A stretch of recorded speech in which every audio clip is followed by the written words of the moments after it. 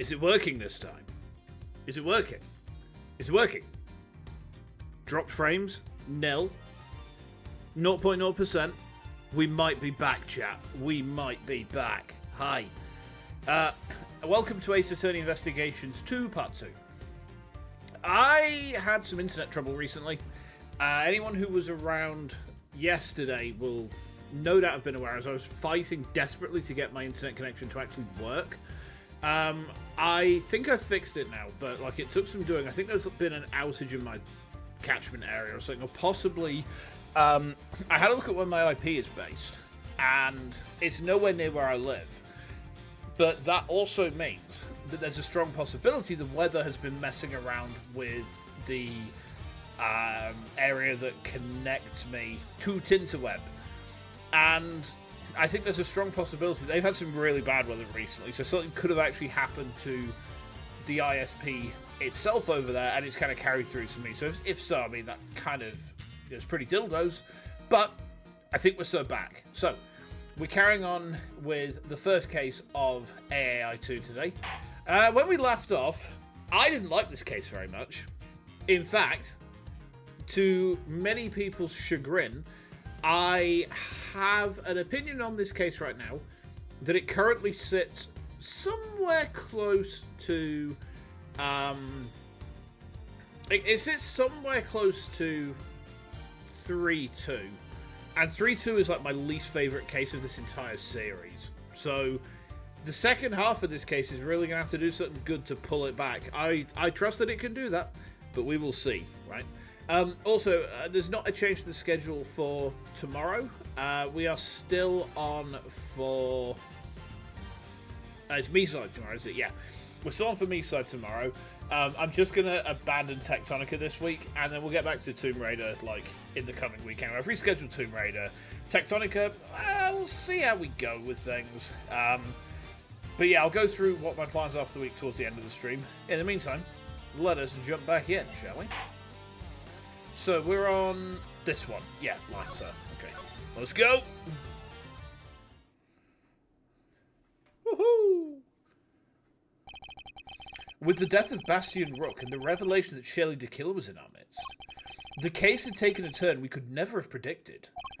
Mr. Knight ordered that the doors to the presidential plane be opened, and the emergency personnel attending to Mr. Rook's body were asked to leave. With the scene cleared, we stepped cautiously aboard. Oh, wow. Okay, this is... Hang on, what? How is this? I gently stepped aboard. Why is your first comment in the stream completely psychopathic? Very funny, though. Well done. I will 100% give you that one, because that is genuinely pretty giggles, but holy shit, man. Oh, boy. So, what do we have here? We have the horse guy being threatened by Shelley. We've got the square guy. I'm going to call him Duke, because he looks like Duke Nukem. He's been shot in the side. He's bled out. We've got a lot of gas masks. Hang on. Is the president of Shengfa a Kriegsman?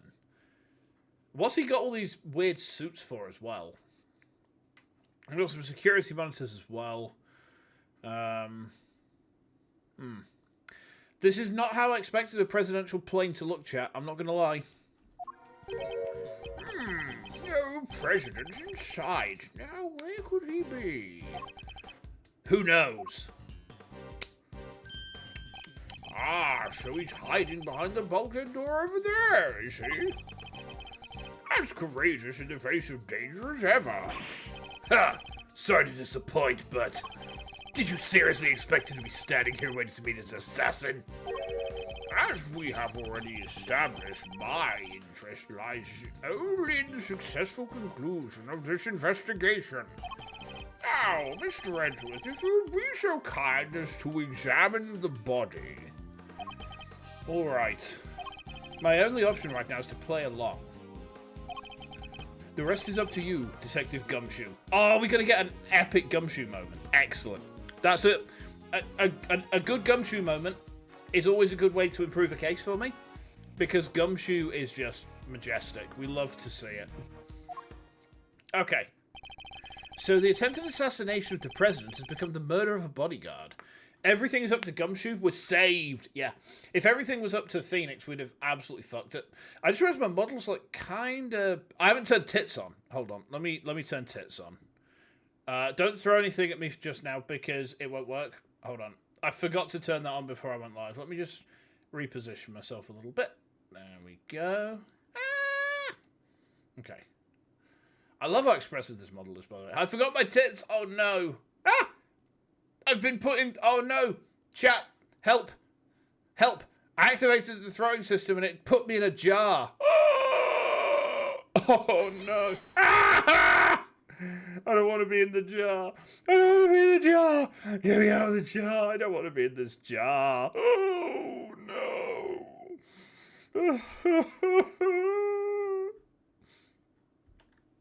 That's interesting, actually. I didn't realize. Look at this. The sweat drops impact the hitbox. That's kind of cool, I suppose. That's kind of cool. All right, there we go. You look like you used a little help there, Mr. Edgeworth. Not that I needed, but yes. That's what I thought. There's nothing else for it. Okay, Faraday, great thief extraordinaire. We'll just have to take it from here. Oh, really? You mean you're going to solve the case for me? Nope. I thought not. But I will provide vital assistance. Now let's get to scouring this crime scene from top to bottom. Okay. It will take Detective Gumshoe a while to assemble our backup, so I'll need to draw this part of the investigation out for as long as possible. Interesting. So, bro... Hear me out, chat. Don't... No.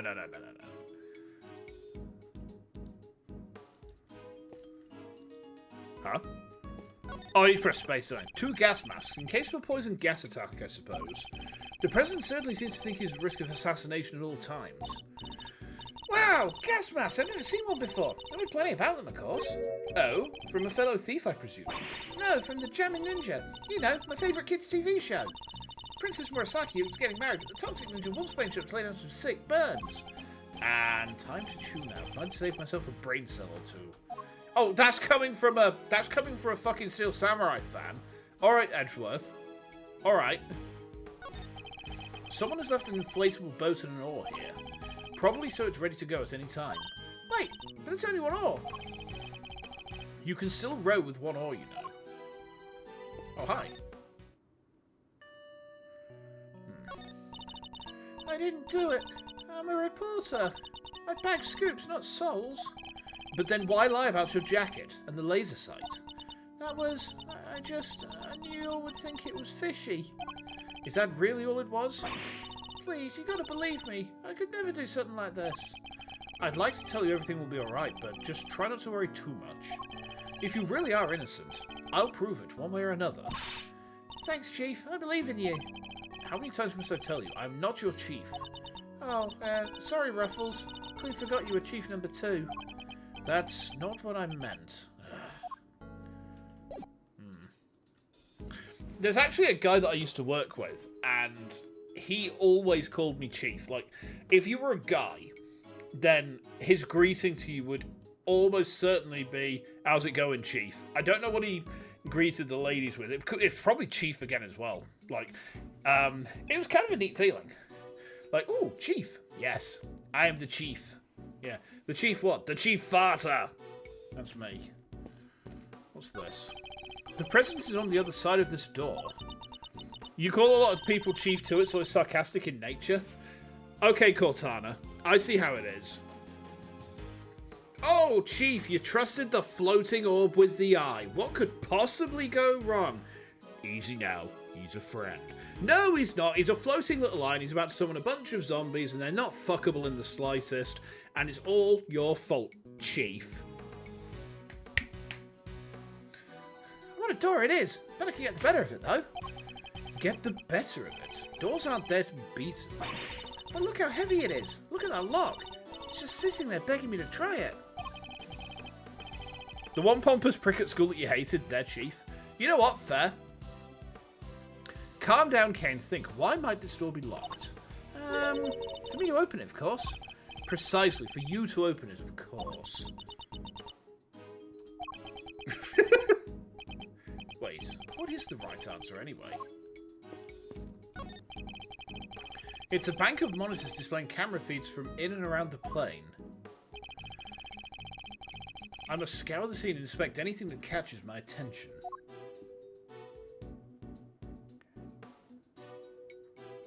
Huh. This one's out. What on earth is this? Oh, that. It's the president's favourite plushie. It's a memento of something. Oh, that's the wrong voice. I thought it was K for some reason. It's a memento of something. Anyway, don't touch. But if that's the case, then why has it been left up there like nobody cares about it? Yeah, it's pretty weird. It certainly wouldn't be the first place I think to display a beloved item. Oh, hang on, that's not a monitor. And the glass is broken. Wait, are those shards of glass underneath it? I thought something seemed strange about this cubbyhole, but now I'm sure of it. There was almost certainly another monitor here. Okay. This monitor is displaying a feed of this very room. They didn't go cheap when they bought these, huh? Very high res. Oh, I like the fact it's actually displaying us as per our current positions if we go back out of this bit. That's neat. That's neat. Oh, I'm afraid I can't quite tell myself, but I can even see little crow's feet around your eyes. Oh, my bad. They're just the usual deeply etched lines. It shouldn't do that on the NDS. Yeah, I can imagine. You know, on your forehead. If you've quite finished. These monitors are displaying the cockpit and parts of the plane's exterior, but I don't see anything out of the ordinary. This one's dead. Oh, I see. It'll tell us... That's the outside of the plane. Most intruders could not hope to approach without being spotted, but such measures will be mere child's play in my case. Whoa! You say you can get past cameras like these without being seen? Of course, with ease. You have to teach me how, please. Can you take your apprenticeship by any chance? Oh my god. Kay Faraday, apprenticed to Shelley the Killer. That's a terrifying thought. The Killer is Cleric of Pearls.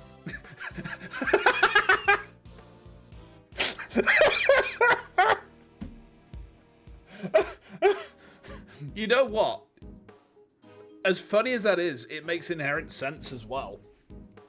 For the Killer to be the Cleric of Pearls, oh my god, I'm scared. I'm very, very worried.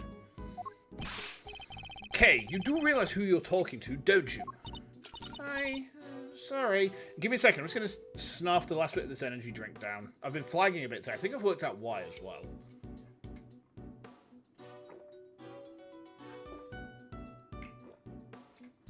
There we go. Oh, excuse me. Had to ask, though. What a great skill for a great thief to know. Unfortunately for you, I am not the type to take on understudies. You're not, huh? Shame. Shame? In what way exactly? So, the monitor being missing is the main thing in this one. Understood.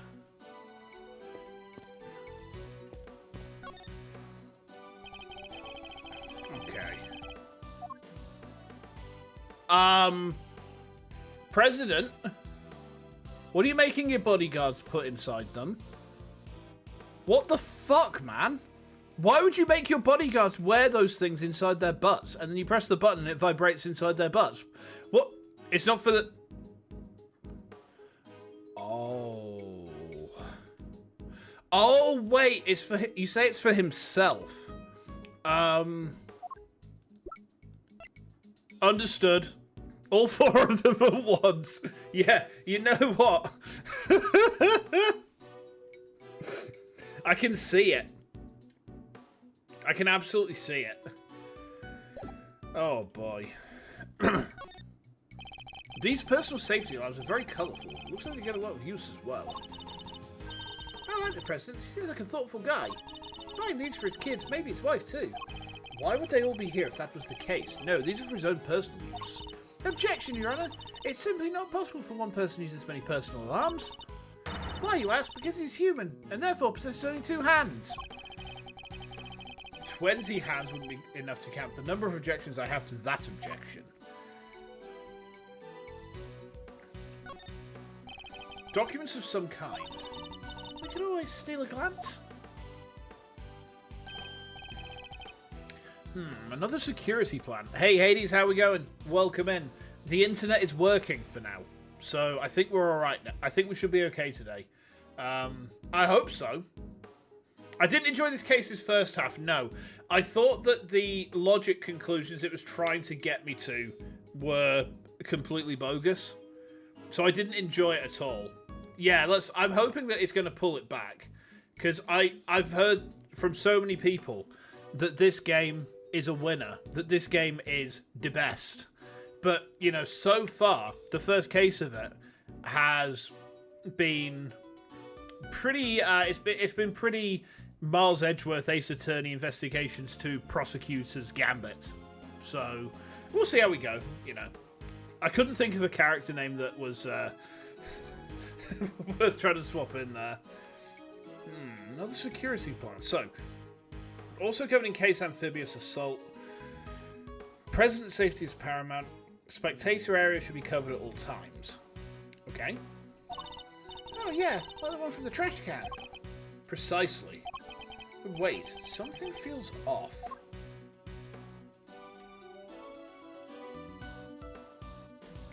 It's these bits. Look. See, in this one,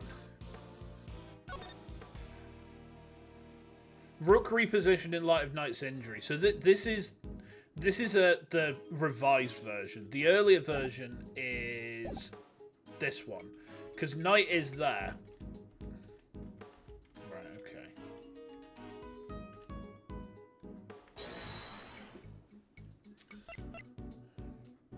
Eureka! The 2 plans are different. Was the security detail reorganized at some point? Huh? Oh, you're right. Yeah, we made some last-minute changes yesterday. President's orders. Why the urgency? Because of what happened the day before. The killer here tried to take him down. Oh, wait, no, I'm using the wrong voice. He uses Luke Atmey's voice, doesn't he? I forgot. Alright, hold on. I'm gonna have to take a quick swig of my juice for this. For some reason, I gave him the voice for Agent Lang. His fans... Solid Snake works too. No, he looks like Luke Atmey, so we have to give him the Luke Atmey voice. Excuse me. Right, okay. me. I am the great mighty Pooh, and I'm going to throw my shit at you. A huge supply of tish comes from my chocolate starfish. How about some scat, you little twat? There we go. Vocal warm-up's done. Please don't judge my vocal warm-up. Promise? Promise? Okay, good. He infiltrated the security detail, posed as one of us. Rook figured it out first, but not before the guy got within striking distance of the president. Oh. If our leader hadn't stepped in just then, we'd have all been out of a job. Oh, wow, look at him. He's just grabbing he's just fucking grabbing him. He's just grabbing him. He's like, oh my god. He's Slayer from Guilty Gear. Holy shit. But he made it, and our friend here wound up with a seriously twisted arm. Rook put a good bullet in for good measure too. Look at the range, yeah. He's the other thing is his frame data is absolute bullshit. Even if you got a 3-frame jab, that grab is getting you even at that range. And then, you know, you're going up in the air and you're coming down across his knee. Damn. And where were you while this was happening? You were the first one I overpowered, were you not? Oh, that's embarrassing. Shut up, kid. Ah, now I guess it. Your neck has barely begun to heal, and you've already forgotten who I am. I'm disappointed. It's you. Busted up my neck so bad, I can't even look to my right. I was somewhat astonished to sustain an injury at all. A testament to Mr. Rook's skill. He was truly a master of his craft. He's surprisingly smug for a guy held at knife point. He really is. I don't like the shape of his face, by the way. Like, I really don't like the shape of his face.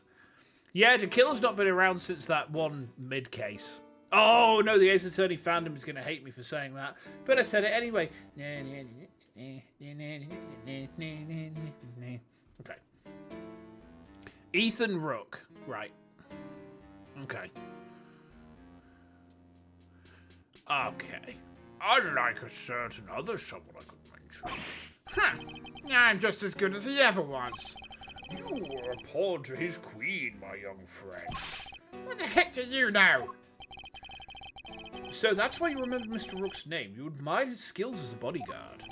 Indeed. While I was serving on the team, I learned the names of all the operatives. But his in particular stayed with me. It joined the very short list of those who have ever successfully wounded me. So that's the connection he was talking about. That's why we changed up the security plan. Had to be sure there weren't any more assassins in the ranks. The president didn't want anybody on stage he didn't trust, and he only trusts two people. Me and Rook. Okay, understood. I mean... Oh, excuse me. Ooh, I'm still adjusting myself to this new... Basically, I kind of was reading up on dopamine burnout, and I think that's what I've got. And I think that's why I'm constantly exhausted all the time. So I'm trying to move myself back to reading and stepping away from screens a lot more than I do. We'll see if it works. I don't know. But yeah, bands don't like people they don't know getting up on stage either. Ever since what happened with Pantera, I say Pantera, it was a Damage Plan with Dimebag getting shot. That was fucking horrible. But bands will not tolerate people they don't know being on stage a lot of the time now. You know, it used to happen pretty frequently. Now, no, you are getting your ass beat if you go on there. Okay. How does that explain your change of position? Oh yeah, he switched over to the right-hand side. I told you. I can't turn my neck to the right. Could only cover the president's left side. So I wound up moving to the right side of the stage. Okay, understood. Pull the lever, Kronk! A curious figure of a curious animal with a curious expression is staring straight at me. And look, there's a big lever right by its butt. Don't even think about it. Oh, Ah! Why? Why? You pulled the lever. How could you do this to me? Oh, I'm just a little guy. I'm just a little guy. I imagine that lever opens the panels beneath my feet. Oh. Ooh. I see. So he's standing on a trapdoor. I strongly advise you not to pull it. Do so and you will regret it. You know, I'm okay with taking some advice, especially when it's from a professional killer.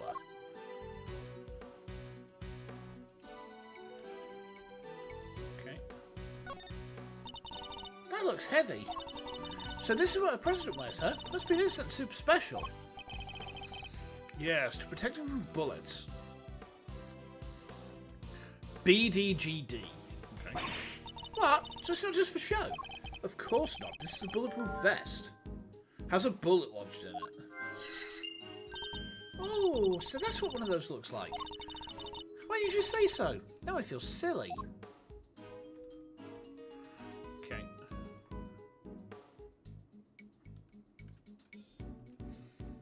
don't think there's anything else to view here. You're going to support me yawning today, by the way, chat. Just going on to this dopamine burnout. It was a theory that I read. Artgun posted something on Twitter earlier in response to someone else saying, by the way, look into dopamine and how that affects. And I had to look into it, and it's like, okay, so I'm displaying a lot of these symptoms. Maybe I should. Kay is silly. She's very silly. She's extremely silly. She does a little silly blem, a little silly blepper, you know. But yeah, I mean, I think that what's happened is I've ended up with the dopamine burnout, and my brain is like constantly foggy, and my focus is really bad lately. Like, especially with work, it's been awful. And it could be my medication. I don't know yet. I'm gonna have to just kind of flick down possibilities like a demented game of Guess Who until I can work out what the correct thing is. Now, give me just a second, chat. I'm just going to get my sweatshirt because I'm really warm all of a sudden. That never helps. Hold on. Okay, there we go. Woo! Being too warm never helps me with the overheating problem. Okay. Let's go over here. There's a shield. Always be silly. Yeah. A riot shield, and next to it a canary in a cage. Oh, she's so sweet. I want one. Did you ever see a cute partner in crime? Partner in crime? Oh yeah, she can help with lockpicking, stuff like that. A great thief has no greater hour than nature, Mr. Edgeworth. Not anymore, they don't. Dun dun dun dun dun dun dun dun dun dun. Ah!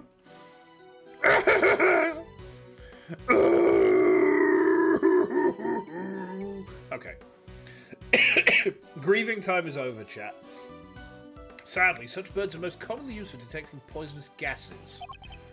Wait, this one isn't actually for that, is it? It's a solid circular life preserver designed to be used in case of an emergency on the water. Or rather, the sea to be more precise. Oh, the sea. I love the sea. We should go sometime. Sorry, but we'll have to make that particular trip without me. Oh, don't be like that. Come on, it'll be fun. We can have lobster rolls, ice cream, all that good stuff. Something tells me the sea isn't the main attraction for you, is it? You missed something. Yeah, Fauna from Hololive is now graduated, so Sag. Like, I've had Oshis leave before. This is not the first time an Oshi has graduated, but this is the graduation of my first Oshi. So it's kind of hitting me, even though I drifted away quite a lot. It's still hitting me kind of hard, so yeah. Alright, let's stick our fingers into the wound and wiggle them around and moan. Oh wait, no, let's speak to the killer first. I have high hopes for investigation. I do hope you won't betray my trust in you. A mutual understanding. Things are progressing well, I hope. There's no need to worry. Things are progressing just fine. Remember, I absolutely despise betrayals of all kinds. Yes, I know. Indeed you do, so please, do take care not to double-cross me, accidentally or otherwise. I really have no choice but to do as he says for now. Can't believe I let an assassin onto the president's plane. You know very well it was for the good of the investigation, Mr. Knight. Don't give me that. I know what you really want. You do indeed, because you heard me say it already. I wish to know the truth behind Mr. Rook's death. But you did also say you were asked to assassinate the president by a certain someone? You seem to have forgotten that there are more pressing matters at hand. I don't often carry out unpaid work, but it's not entirely unheard of. Fine, I'll get back to the investigation. Good, I'm expecting great things from you, Mr. Edgeworth. I actually think that this guy is the killer. I think it's the killer is not the killer. This guy is the killer, and let me tell you why I think he is the killer. Right? right? Because he's coming out of his cage and he's doing just fine. No. Shit song references aside, because I fucking hate Mr. Brightside. I absolutely loathe that song. The reason that I think that Knight is the killer is, A, the way that it was described in terms of where the shot came from. It seems very much to me, the initial attempt with the shooting on the stage seemed to come from someone on the staff team. And in terms of like the staff team, there's him, there's the dead guy, there's the president, there's a couple of other staff members who are hither and thither, but he's the only named one. He's the only one who has a unique face, right? And then my other thought process here is the killer has been asked to kill the president by a certain someone. He won't tell us who it is. He's let this guy onto the president's plane. I think they're in cahoots. I think he is working for him. And he's going through this so that this guy can go in there and whack the president, right? I don't have anything concrete to tell me that that is the case at the minute, but that is my gut feeling. Ara, have I accidentally the case again? Just a yes or no. You don't need to elaborate, but have I accidentally the case? No. Okay. Fair enough. I mean, there's mysteries to be unraveled then. Okay. Gun. So the victim was also carrying a revolver. It looks like he was trying to use it. He probably drew it on instinct when he felt threatened. We should check to see if he managed to fire any rounds off. All there, and no other signs of the weapon having been used. Was this one on loan from Shengfa too? Yep, sure was. We are always issued with the same model gun. Okay, understood.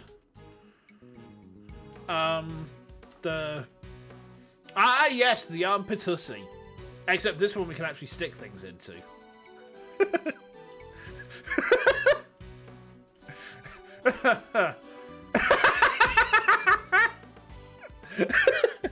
What an amazing reaction from chat.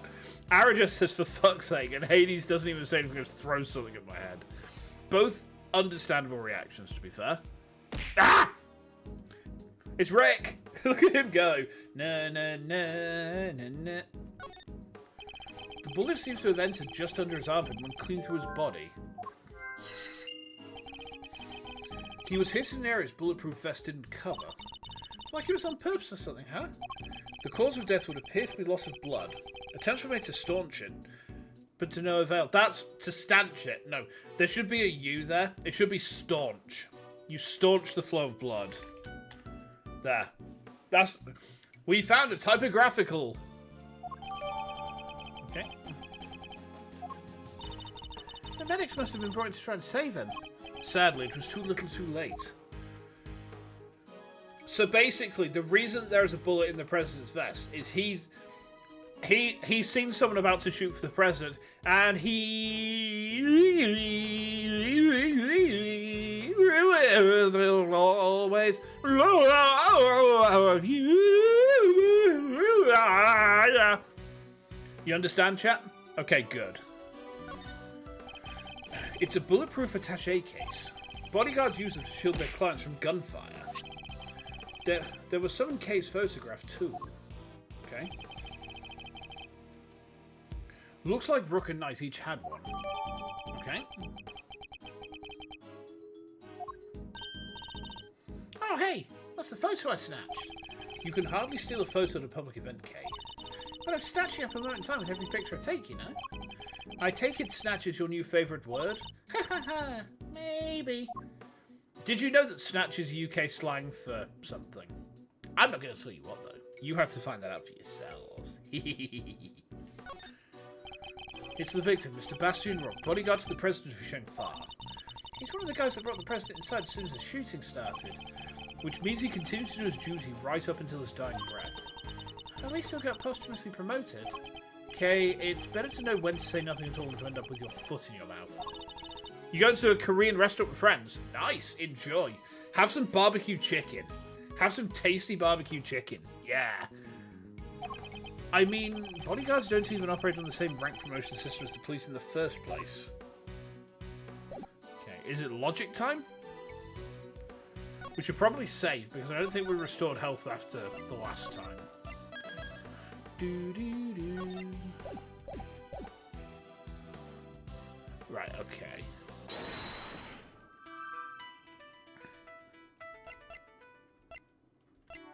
These two go together.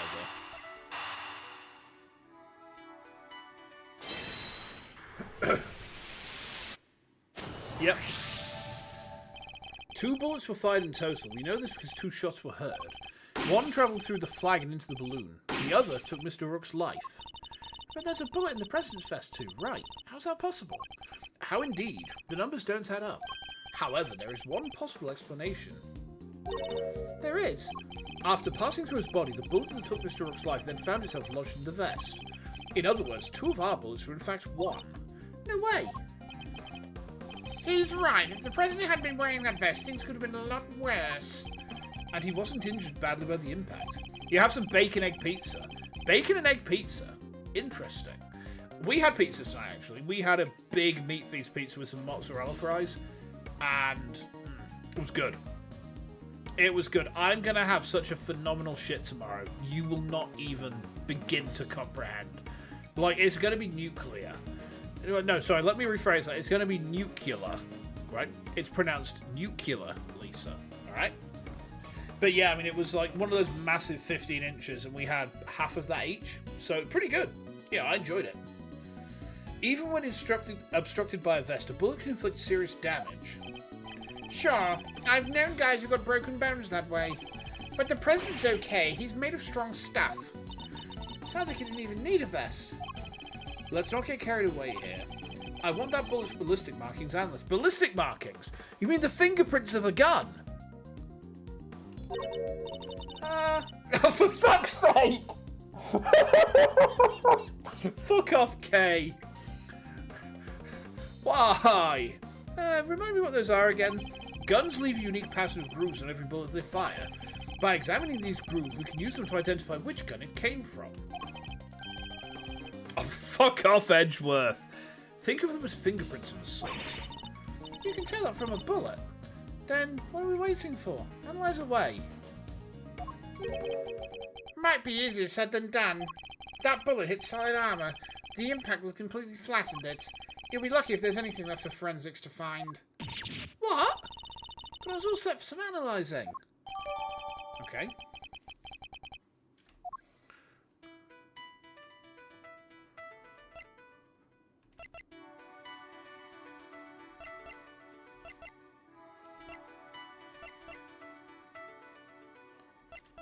Okay.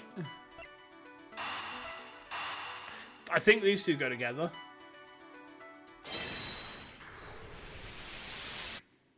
Yep.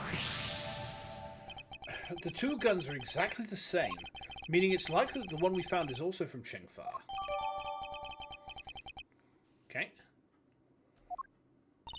The bodyguards all get their guns from the Shengfa authorities, right? Yes. Are they, like, super rare or anything? No, I don't believe so. This model isn't exactly easy to come by in this country, but it's certainly not impossible either. But I thought they might be valuable treasures. Yes, it is something of a shame. Whoa, I just mentioned treasures and he actually responded for once. I only mean to point out that if the guns were rare, it would be much easier to trace them, which would have made them treasures of the evidence variety, I suppose. Ha! See? Everything's a treasure one way or another, including this investigation. You could say that. Alright then, it's treasure hunting time. On with the investigation. She certainly seems a lot more enthusiastic all of a sudden. Doesn't she just? That's quite enough investigating for now. Ugh. What is taking so long, Detective Gumshoe? Well, Mr. Edgeworth, have you solved the case? No, not yet. Is that so? Then perhaps interviewing another key witness might help you to do so. Another witness? Who? You don't mean... The most important witness of all. The man on the other side of that door. He really intends to have me question the President? Now, if you would be so kind as to summon him, Mr. Edgeworth. Stop right there, the killer. You're nuts if you think I'd let him anywhere near you.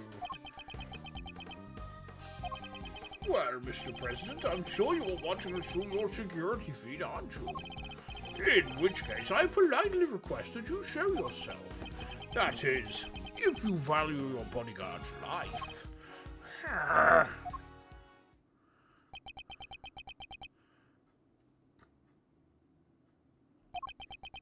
Oh? Hold on, what's that? Give me a second, guys. What's that noise?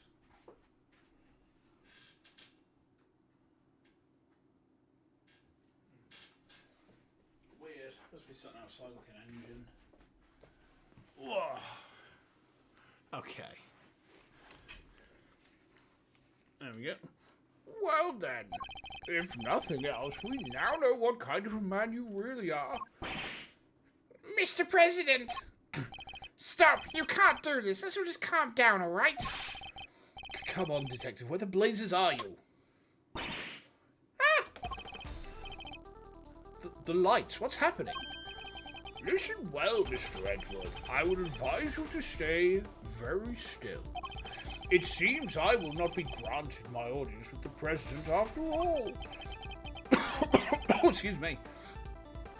Even with Mr. Knight's life as my bargaining chip. No! Stop! Ah! Ah! Kay, you won't get away with this, Tequila. I have seen enough, and now I know the truth. Where are you? Where did you go? Ah! I leave the rest in your capable hands, Mr. Edgeworth. Uh-oh. Uh-oh. Worth. Stir. Edgeworth. Detective Gumshoe? Gumshoe's come. He's come to save us and take us away. Preferably to his chambers. Sir! Mr. Edgeworth, sir! Ha. Okay.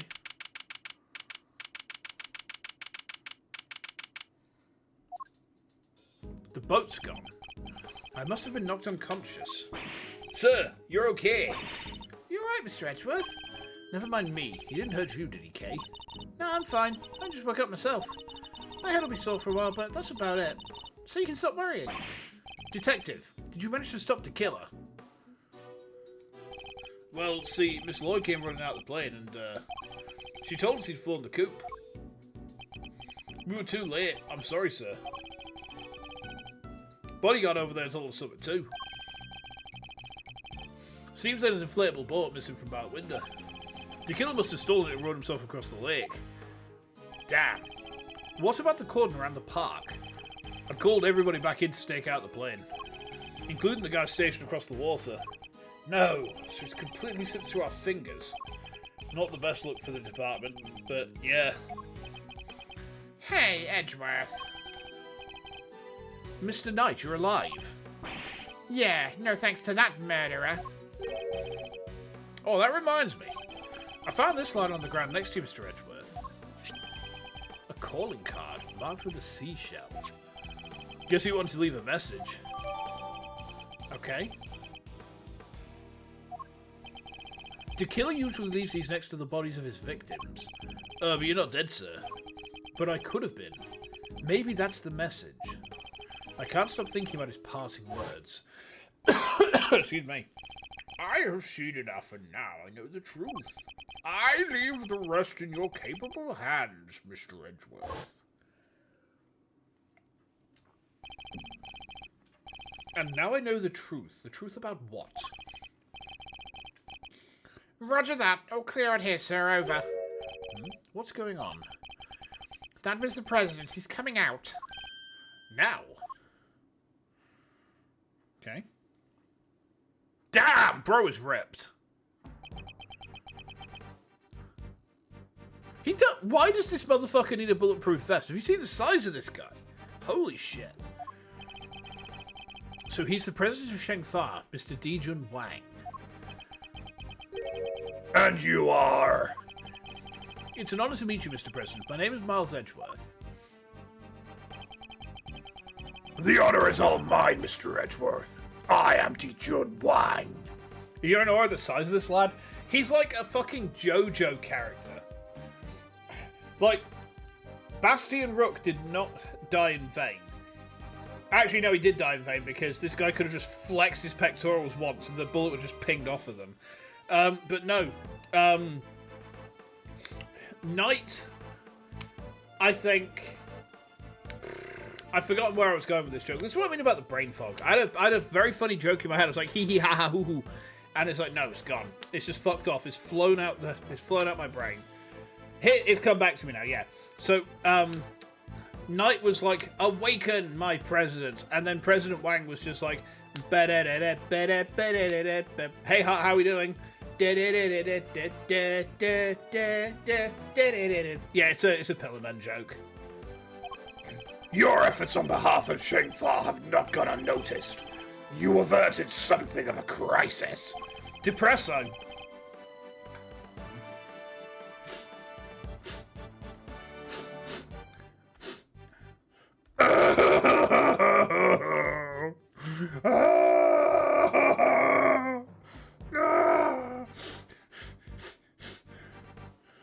Okay. I think I'm okay now. Okay. He must be referring to the Yasugarasu case. Thank you, sir, but all I did was solve a few local cases of murder. You are too humble. I have been observing your investigation. You are an impressive operator, Mr. Edgeworth.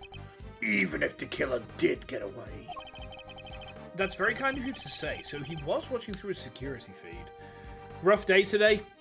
Was it just rough because of the obvious thing? I hope there wasn't anything else that made it rougher. But yeah, I mean, I've been feeling bummed out all day, you know. It's just been one of those days where, you know, you don't want to wake up, it's fucked, everybody sucks, you know? Sadly, I must inform you that this is as far as your investigation goes. What do you mean? You're up till 5 because of it. Ah, man. Well, hopefully the pain lasts for as minimal a time as possible. Like, it's been rough on a lot of people, I think. It's been rough on a lot of us. But, yeah, just not what you want to see, it really, is it? Just not what you want to see. Hear me, foolish prosecutor, for I shall say this only once. Is he offering to... Knight has appraised me of the state of affairs, and from this point forward, the case will be handled by Shengfa's police force, the finest in the world. Even with the killer out of the picture, they're still looking to get me thrown off the case? What do you think you're doing, pal? Nobody talks to Mr. Edgeworth like that. Is Gumshoe trying to start a fight with a fucking president? Oh my god. It's weird, you know. Yeah. It's like I said it earlier, you know. It's not the first time I've had an Oshi graduate, but it is the graduation of my first Oshi. So, kind of hits harder. That's just how much he loves Edgy. Yeah, Gumshoe is absolutely craving the Edge-Osi. He desperately needs it. If it hadn't been for him, the killer would have... Detective! Forgive him, Mr. President, but I must confess to being somewhat confused. I fail to see how or why this case falls within Shengfa's jurisdiction. You fail to see? Enough, puny prosecutor. You seek explanations from a head of state. I say no. 1,000 times no. I will not explain myself to you. Now hand over the evidence you have gathered and remove yourselves from this plane. You're not sad to see it gone, per se. I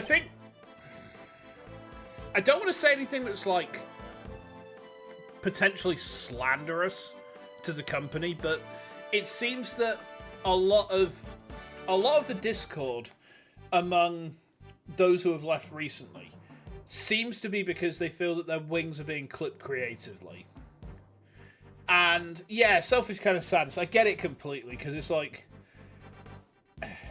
the person's always going to be there, but the character is gone, you know, never to return.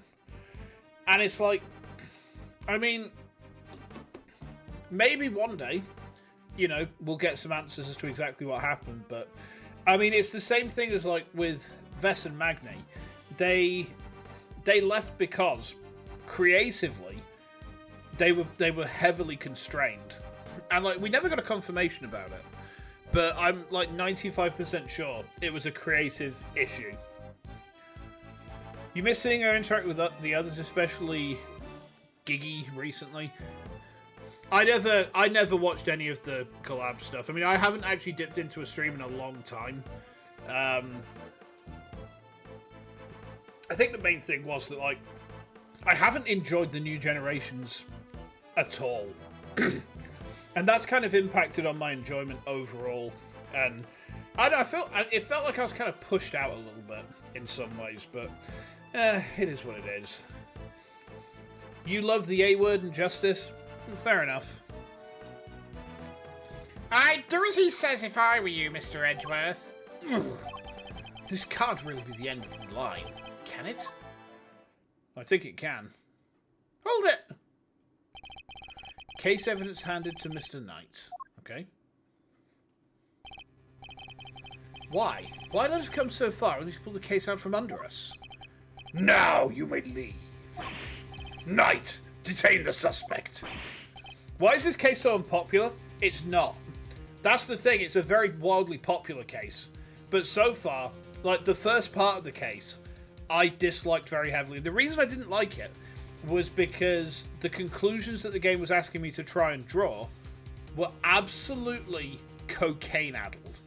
And, I mean, you know that nothing winds me up faster with Ace Attorney than cocaine logic. So... Yes, sir, right away. To make an attempt on my life, to murder one of my faithful servants, the effrontery, the villainy. I didn't murder nobody, because I... Shut your mouth, Miss Journalist.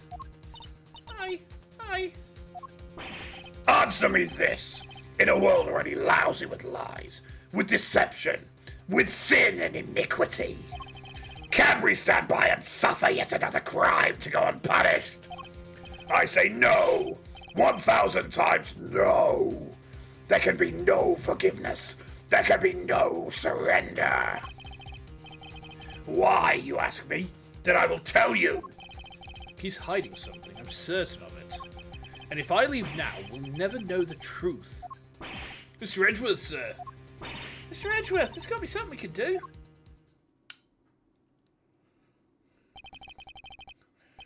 Think, Miles. Remember, how many times have you faced situations like this in the courtroom? You've confronted the lies of witnesses and countered the arguments of other lawyers. Has the critical evidence always been laid at your feet? No. And yet you always got to the truth of the situation in the end. With your greatest weapon of all, your words. Okay. You love that he's saying this out loud? Yeah, absolutely. Oh, we're playing chess, aren't we? Now, let us analyze the state of play. Okay, let me save there, because I don't want to fuck this chess. So remember, with the chess, we press on them when they're calm, we wait when they're angry. That's how we play this, right?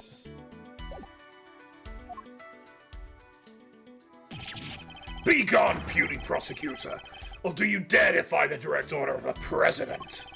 He's not going to listen. He clearly needs to drown out any objection by means of pure rhetorical force. When an opponent is on the offensive, the best thing I can do is bide my time and wait for an opening. As he said himself, he's a head of state, a seasoned politician. He won't open himself up to attack easily. I can't let him bully me into submission. I have to stay calm and alert. If I can read his movements and expressions correctly, I may be able to find my moment. My first aim should be to find out why he is insisting on Shengfa taking over the case. The board is set. Time to make my opening gambit. Okay, mind chess. Okay. So who will take over the case? Please, about the case.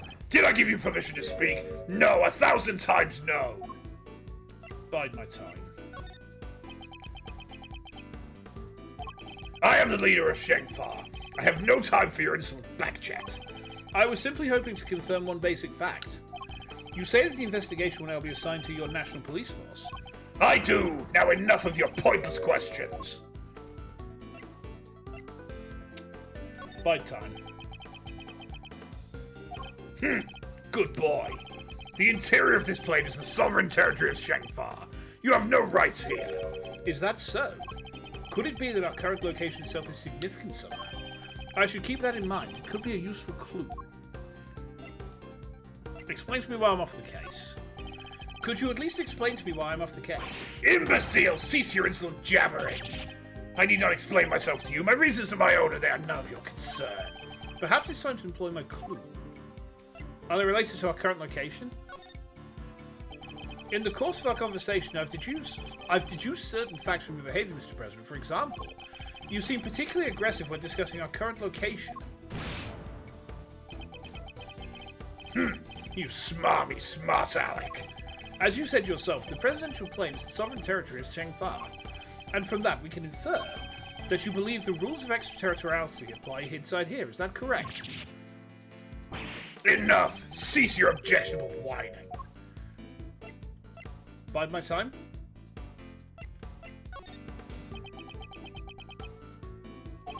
If you have nothing else to say, then stop wasting my time and get out of my sight. Ooh, maybe there is such a thing as biding my time too much. Oof. Okay, so that was an instance where he was getting aggressive and biding our time was the wrong move. Curious. Okay. So we need to go down this way. We need to go down this one, don't we? Okay. It's not very intuitive.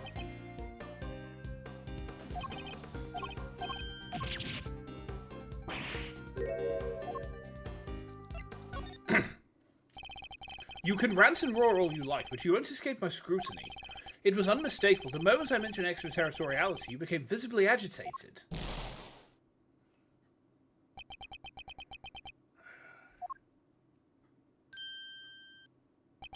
You think you're clever, don't you? Let me answer your little question. It's true! Extraterritoriality applies. You'll ask me nothing here. And why does that matter, you ask? It matters because it means you are powerless. You have neither influence nor authority here. Interesting. So the extraterritoriality issue does have something to do with all of this. Huh. Let's dig a little deeper into the claim that the plane is sovereign territory, shall we? Okay. This next move will surely decide the victor. He may be the president, but nobody is untouchable. I just have to find the right angle of attack. Does that rule really apply here? It's kind of stressful. It is, yeah. You believe that extraterritoriality applies here, but can you prove it? Do you even understand what you are asking? Of course. If I didn't, I wouldn't ask it. Have you no shame? Calling into question the good word of one such as myself. I have nothing to be ashamed of. You must have realized by now what a massive corner you've talked yourself into. Worthless, meaningless bluster. Some pathetic ploy to buy time, perhaps. Ooh. Maybe it was a little pathetic to chime in like that here. Okay. Okay. I should bide. I have no more time for this. You clearly cannot be saved from your own foolishness. You needn't worry about me. I'm not the one who needs saving. That would be Miss Lloyd, the woman who is being wrongfully accused of this crime. It really is unintuitive. It is, yeah. Your chivalry is admirable, but it changes nothing. The right to extraterritoriality cannot be denied. This is Shangfa! Okay. If I want to take this any further, I need a clue of some kind. Let me try another tack for now. Surely you see that you have overplayed your hand. Nobody asked for your opinion. You need only obey me, nothing else. Bide my time? You dare tell me how to govern, how to lead? You dare contradict me? On the matter of Miss Lloyd's guilt, yes, I do. No, she is guilty. She is the culprit.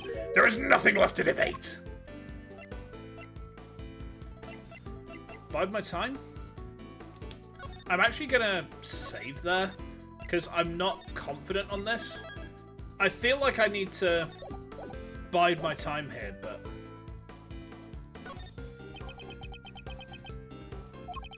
Who else could have fired from outside the plane?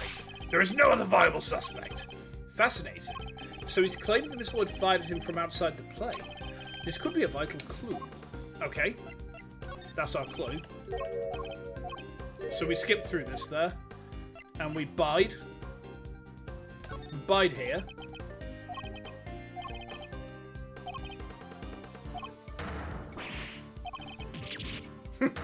I mean, is he going to kick us? He's going to kick us into the sewer, yeah.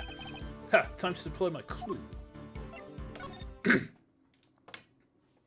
Extraterritoriality rights don't apply because she wasn't in the plane. I may not be able to call the extraterritoriality of the presidential plane into doubt.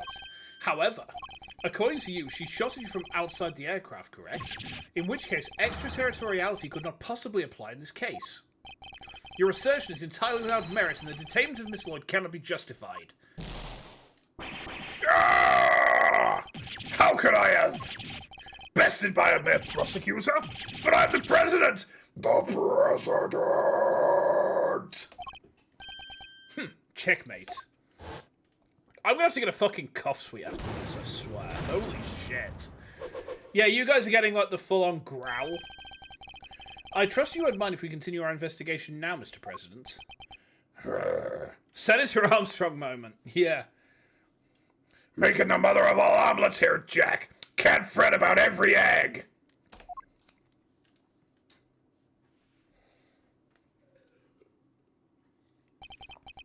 I hereby officially and unreservedly confirm my approval. Consider it a gesture of the magnanimity of generosity for which my good office is known. I've never actually played it. I only know it from the memes. Unmistakably and irrefutably, for which reason we hereby. There can be no other outcome, for our goals are lofty in our hearts. People of Shengfa, I swear to you here and now, this investigation will continue. All that when you could have just said, okay, you got me. Mr. Knight, if you would care to return the evidence. Here. Take it.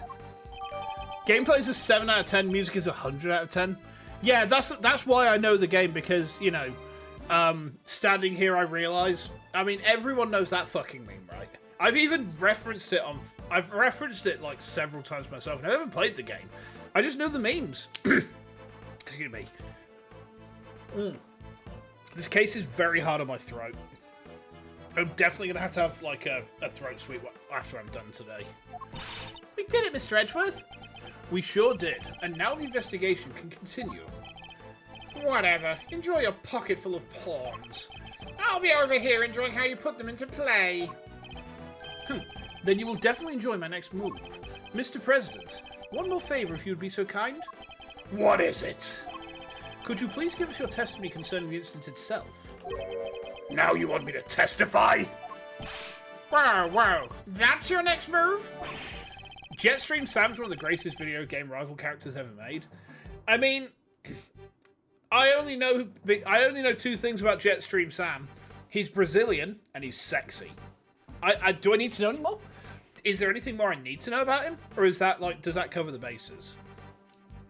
If you want the president to testify, you'll have to take him to court. All in good time, Mr. Knight. He will get his day in court soon enough. But if a person of interest refuses to cooperate at the investigative stage of the process, they are obliged to provide detailed justification as to their reasons for doing so. He can double jump. Oh, okay. That's... What's the matter? Is there something you'd rather we didn't know? Stand down, Knight. I'll do as the prosecutor asks. Thank you for your cooperation. Now listen, and listen well.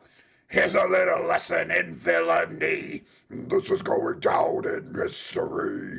If you want to be a number one, you're going to choose a superhero on the run.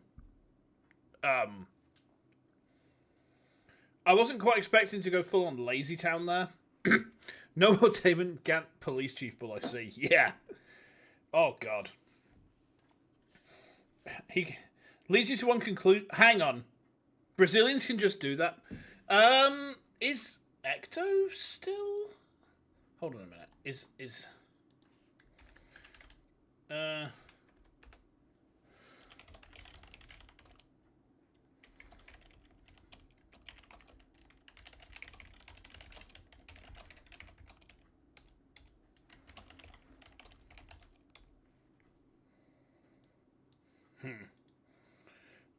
Is he still in the cave? I'm just seeing where.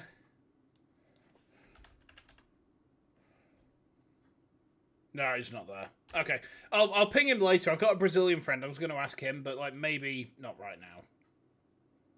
Maybe not right now. Okay. Okay, here we go.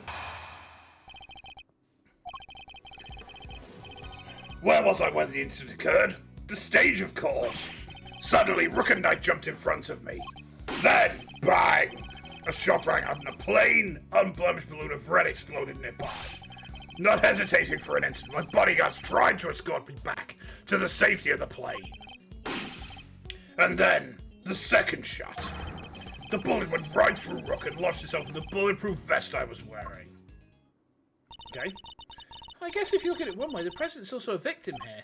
Yes, the victim of an attempted assassination. Rook was simply in the wrong place at the wrong time. But that makes it even weirder. Why would the target of a crime try to obstruct the investigation? My guess is that there's something behind all this that he doesn't want made public. A cover-up, huh? I knew there was more to this case than meets the eye. Oh, hang on, is this case Transformers? Transformers, I live in your eyes. And the president isn't the only one who knows the truth. Isn't that right, Mr. Knight? Time to get to the bottom of this once and for all. Okay?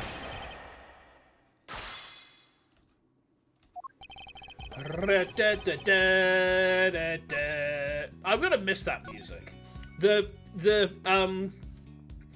I don't know what the actual track name is, but it's like, it's the equivalent to Pursuit Cornered. The Pursuit Cornered equivalent when you're doing testimony in the first Investigations game is probably one of the best Ace Attorney tracks in the soundtrack. And I don't mean just that game, I mean the series. Like, it is one of the most baller tracks that I've heard in such a long time. It gets me incredibly pumped up. It's like, oh my god, I am moistened, I am ready for edging! Gumshoe. Okay. Hold it! And how would you describe the incident exactly? Oh, you naive little man. Do you really think your silly, simple question will shake me? I was involved in a craven attempt to silence me with cold steel. And while I was speaking to my adoring public, no less. Okay. Hold it! When they stepped in to protect you, were you aware of the fact that you were being targeted? Was I aware of them? No! I was aware of my audience, nothing else. When I step up to the podium, I enter another world entirely. A place of rapture. A place beyond words. Yeah, I think that's called stage fright. I bet you're like a deer in headlights. No, 1,000 times no. I remember every second. Each moment is indelibly etched into my memory.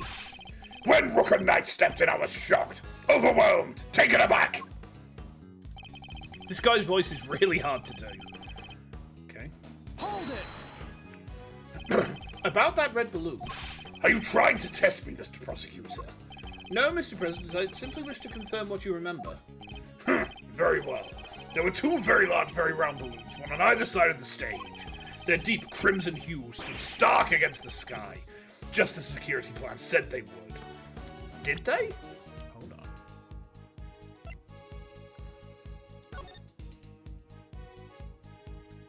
This is the March 24th plan. Okay.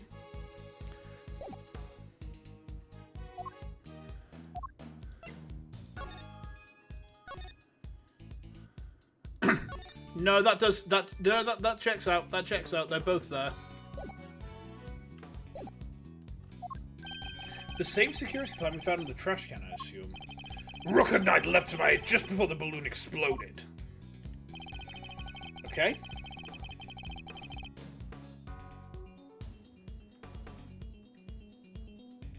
Hold it! You said they tried to escort you back on the plane. Yes, that is exactly what I said. They threw open the attaché cases That must be the moment Kay captured on camera. and immediately moved to help me back onto the aircraft. Okay. Hold it! Do you know where that second bullet went? Is this how you treat a foreign dignitary? Or do you really think such needling questions necessary?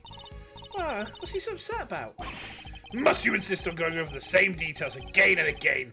Even my patience has its limits. You know full well where it went. Okay.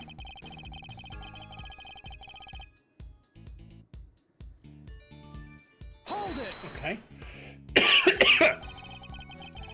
If I may ask, what was the victim like in that moment? He was a man amongst men. A real hero. The mere impact of the bullet took my breath away. And yes, he had the strength to grab me and rush me back inside the presidential plane. So you and the victim entered the plane together, is that correct? Yes, he offered his noble protection and I gladly accepted it. All was as it should be. That sounds nice and all, but doesn't that just mean he's always the first to make his escape? He's the president detective. It's basically his job description to do so. Nothing he's saying seems too off base. Guy's the victim here. Wouldn't make much sense for him to lie to us, you know. Guess we gotta assume he's telling that...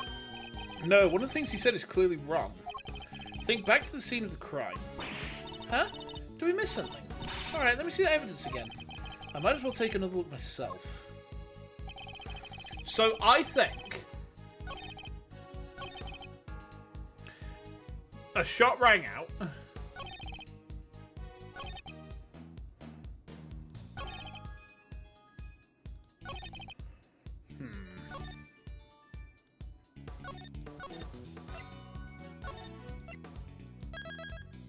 Okay. Let's have a look at the evidence.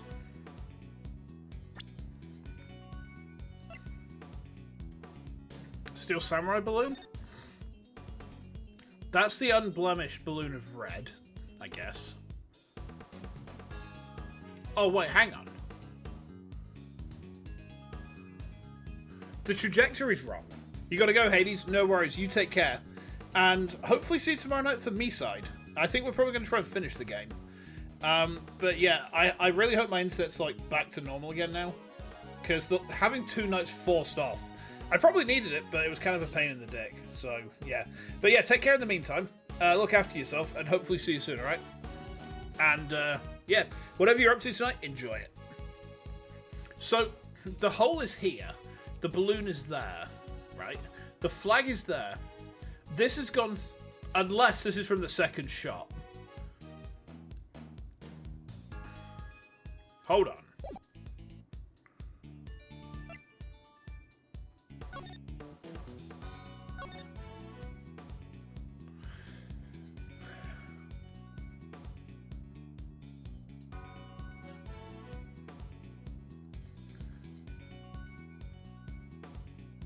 This picture's mirrored. This picture is mirrored. This picture's not right. Look. He's on the left hand. He's on the president's right, so he's on the left side of the picture. Rook is there on the right. The bullet has gone in here and then hit the president's vest. So it has to be that this is actually mirrored. It's gone in that way, right? Okay. Because look where the bullet is. That's where the bullet went in. And it's ended up on the president's left-hand side. So he has to have been to the left of the president. Where's the security plan again?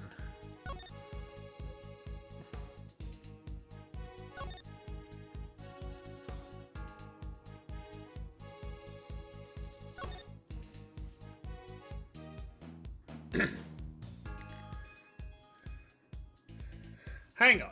Knight can only turn his head, can't turn his head to the... Oh, wait, no. But then the the positioning of the positioning of the injury doesn't make sense, because the bullet would have come this way. But he was in front of the president, so that doesn't make any sense.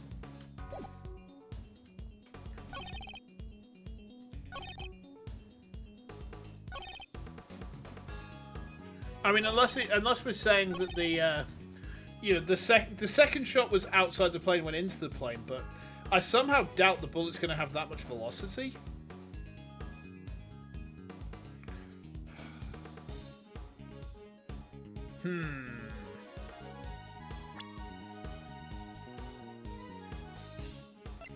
Bullet trajectory.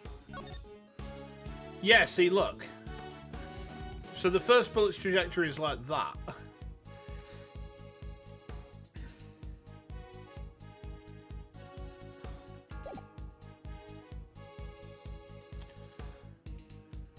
Extrapolations from bullet trajectories suggest the 2 shots were fired from the left side of the spectator area.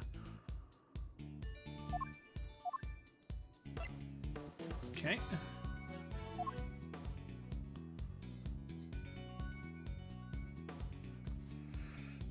Something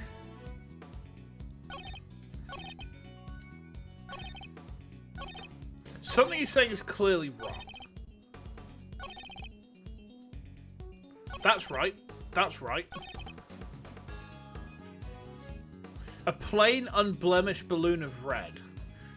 I mean, are we being nitpicky in saying that it's not unblemished? And it's not a balloon of red, it's a steel samurai.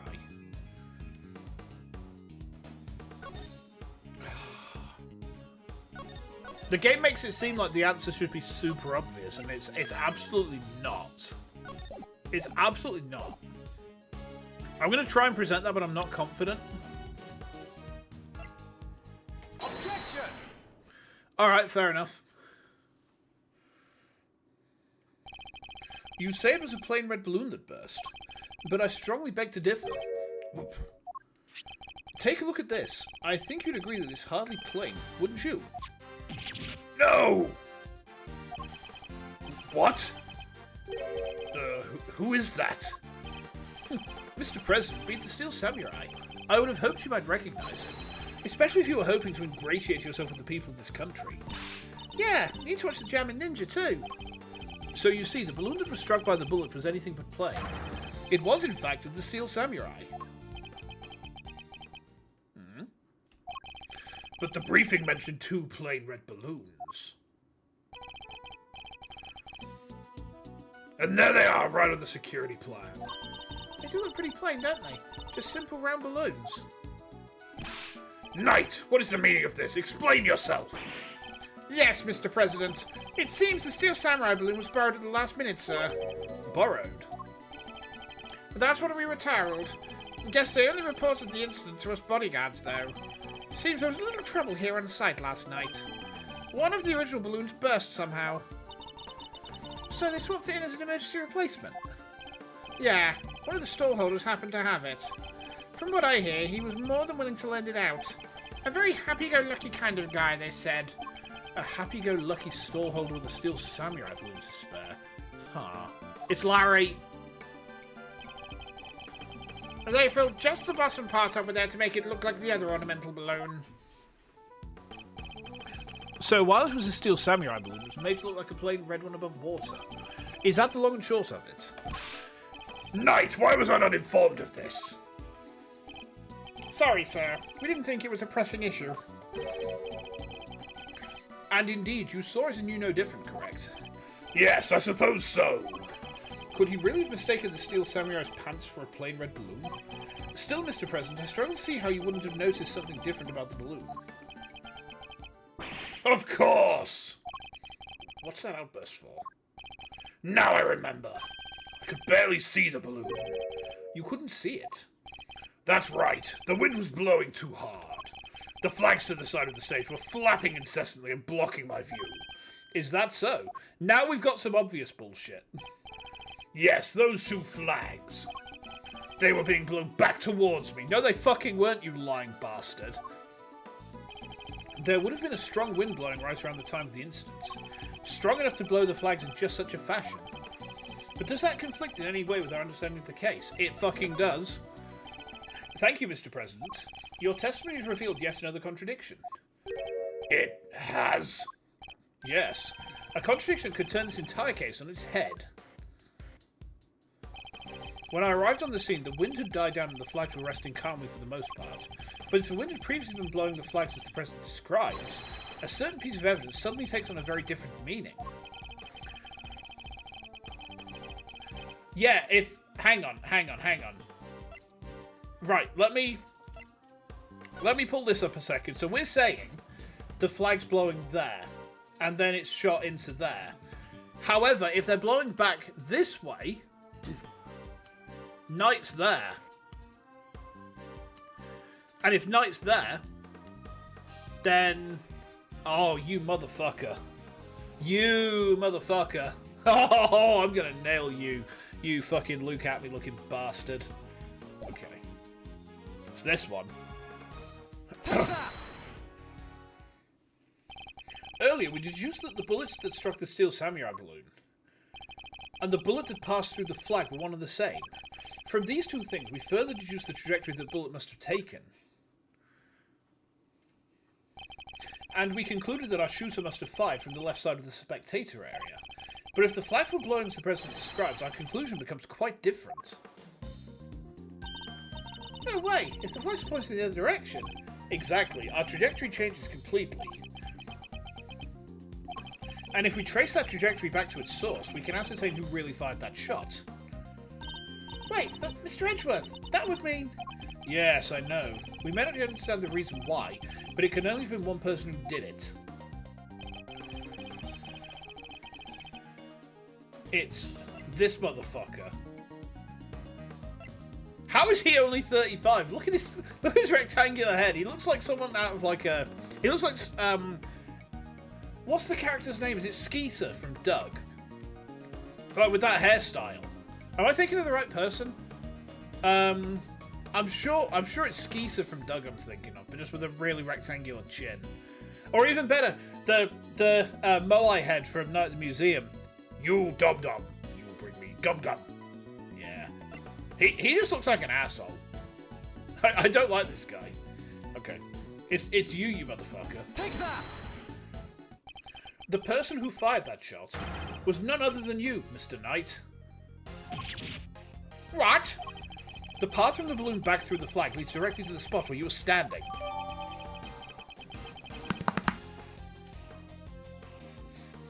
Okay, we can dino dance now, chat.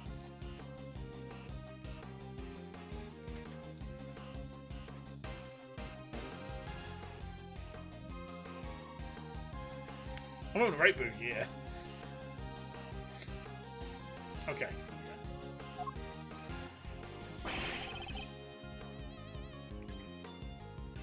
But the guys weren't prisoners, bodyguards.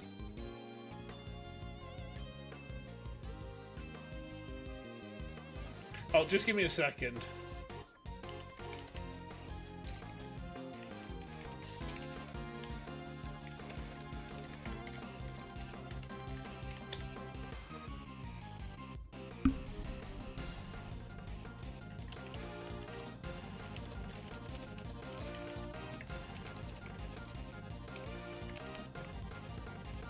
There we go. So that's the response on the Discord real quick. Well, the end when you go around shooting balloons. This is absurd. What exactly are you trying to imply? That Mr. Knight, a man who has saved my life countless times, is my would-be assassin? Seriously, Edgeworth, we put up with a lot from you, but this? We're President Wang's bodyguards. We're the pieces put on the boat to protect the king. I'll handle this, Knight. Sorry, sir. Mr. Edgeworth, the wind was indeed blowing quite fiercely around the time of my speech. But the wind can pick up and die away in an instant, can it not? Therefore, I need proof. Proof that it was blowing hard enough to lift the flags during the crucial moment.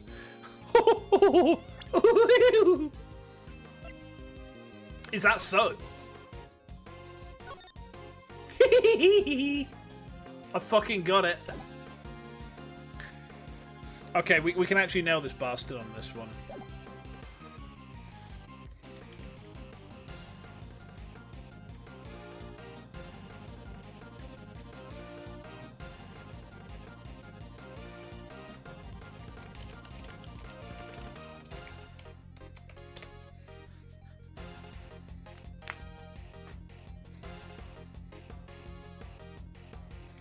Oh, I got your fucking proof. The first shot was fired right around the time the president raised his fist. I have a piece of evidence that shows just that. Perhaps it can also show us what was happening with the flag then too. Take that! Your proof is in this picture right here. This should be good. Which picture? Where? We can see which way the flag was really blowing right here. Take that! Well, do you deny that it clearly shows the flag? Aye. There we have it. Proof that it was blowing towards you at the moment of the shooting. So that means our pal over there did shoot the balloon, making him the assassin. Mr. Knight.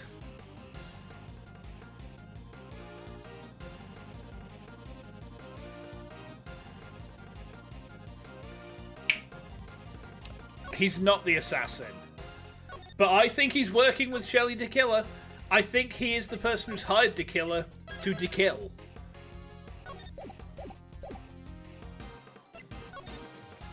Mr. Knight is not the assassin.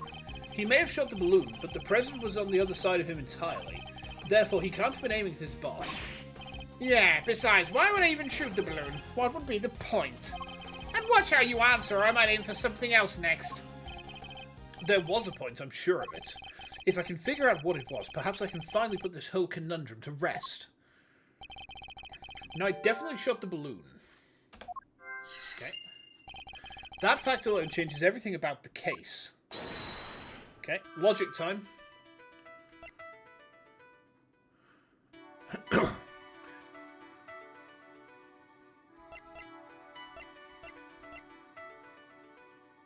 I think these two.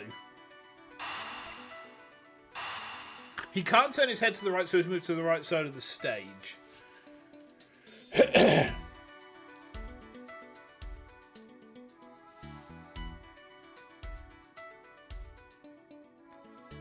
Let's try it. Yep. Why did Knight's assigned position change? I told you, I can't turn my neck to the right. Could only cover the president's left side. So I wound up moving to the right side of the stage. But is that the only reason? Let us suppose that the plan hadn't changed, that Knight had remained posted on the left. Given that he was unable to turn his head to the right, would he even have been able to shoot the balloon closest to him? Could it be that the security plan was changed for the express purpose of popping one of the balloons? And if we suppose that to be the case, the two plans are different. Was the security detail reorganized at some point? Yeah, we made some last-minute changes yesterday. President's orders. That's right. The president was the one who ordered the change.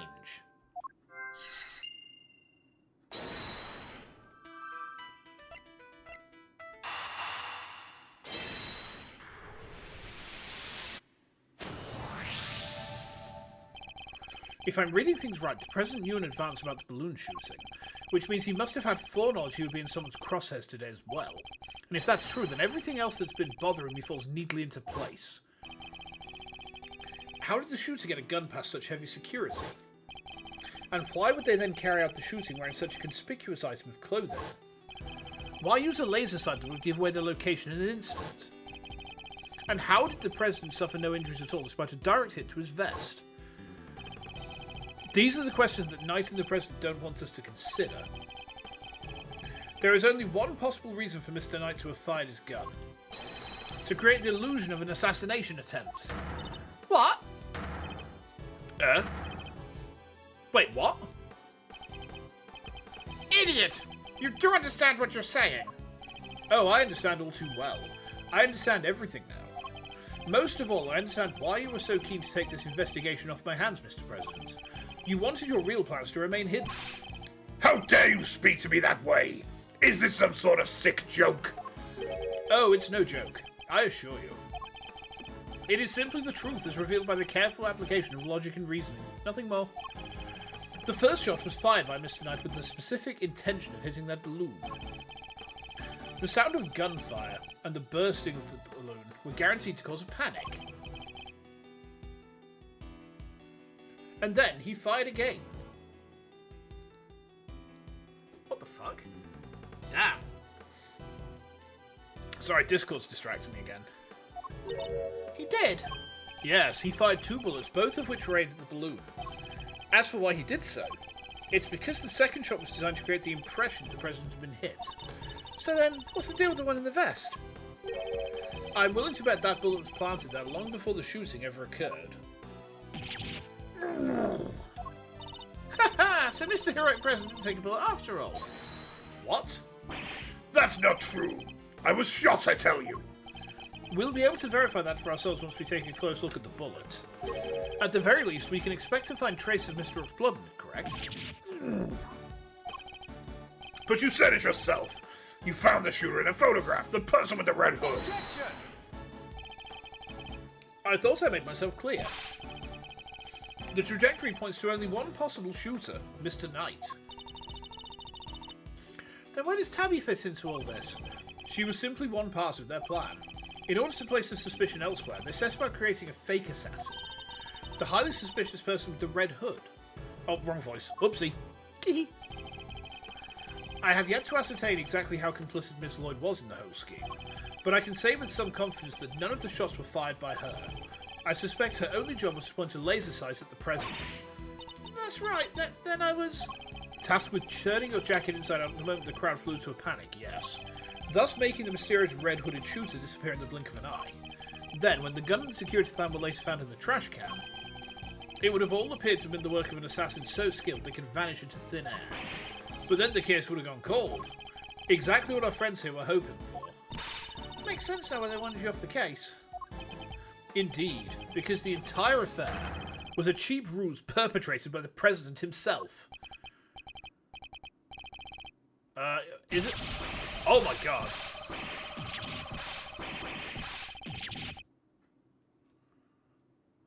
Wait, has he just deflated?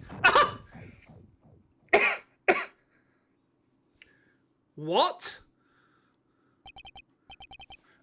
No, The presidential mask has well and truly slipped. Admit it, the entire assassination was a lie, wasn't it? If that stupid chief prosecutor hadn't insisted on assigning you. Oh, how could I let this happen? Objection! Oh? He has an objection? Interesting. That's enough, Edgeworth. Mr. Knight! Sorry, but I'm speaking with the president right now. Oh. Wait, hang on. Hold on.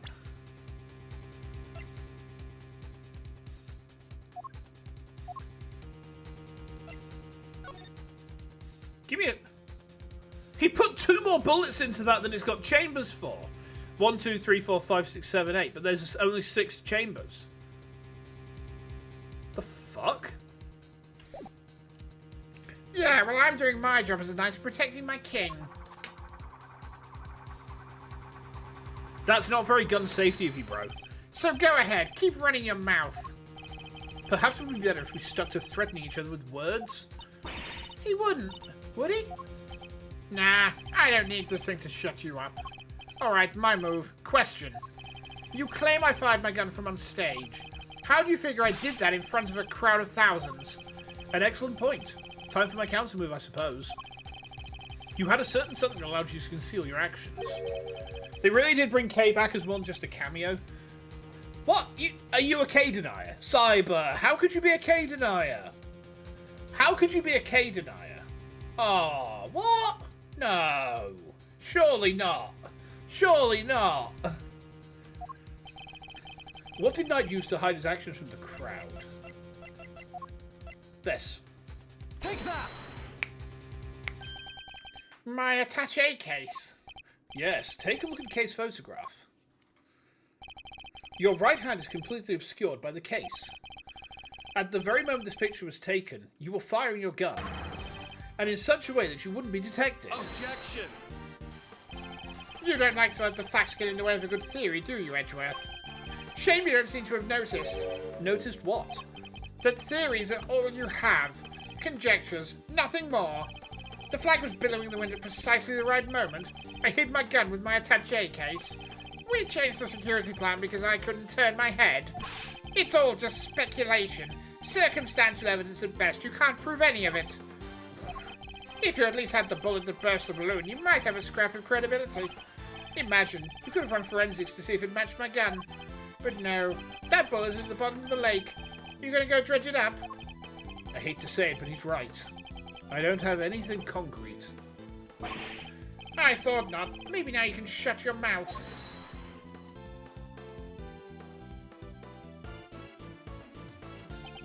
Miss Lloyd? Hi. Of course, she could shed some light on this whole situation. I just need to get her to talk. What's the matter? Something you want to say, Miss Journalist? He's such a cock! No, never mind.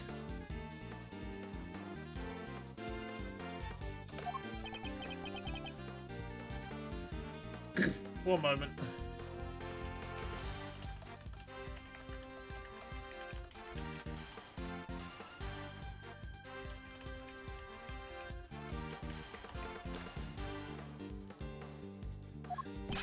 Miss Lloyd,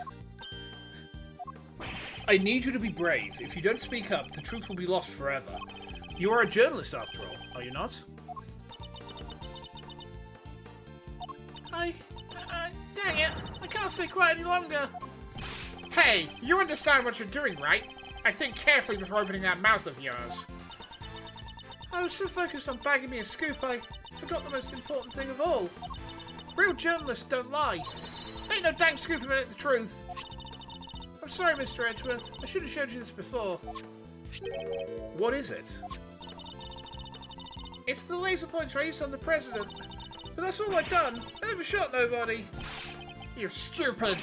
I thought I told you. You squeal and you go down as an accomplice. It was him. He told me to do it. I was at Shengfar's embassy sniffing out a story like I told you. It was 3 days back. He comes up to me out of the blue, just starts talking. Help me out and I'll get you exclusive access to the president. That kind of stuff. But what about the gun in the trash can? I don't know nothing about it, I swear it. All he told me was to wear a jacket with a red hood and to point that there pointer at the president. I never thought for a minute it'd blow up in my face so bad. I'm sorry. Truly I am. Thank you, Miss Lloyd. I'd like you to testify to that effect when this goes to trial. It ought to go a long way towards proving that the assassination was a sham. What's wrong with you people? Don't any of you know what's good for you? My sympathies, Mr. Knight. Had you successfully removed me from this case as you intended, perhaps then you could have kept your pawn quiet.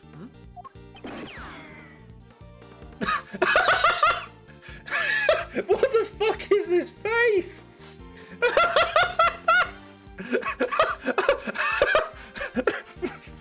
I'm taking a screenshot of that.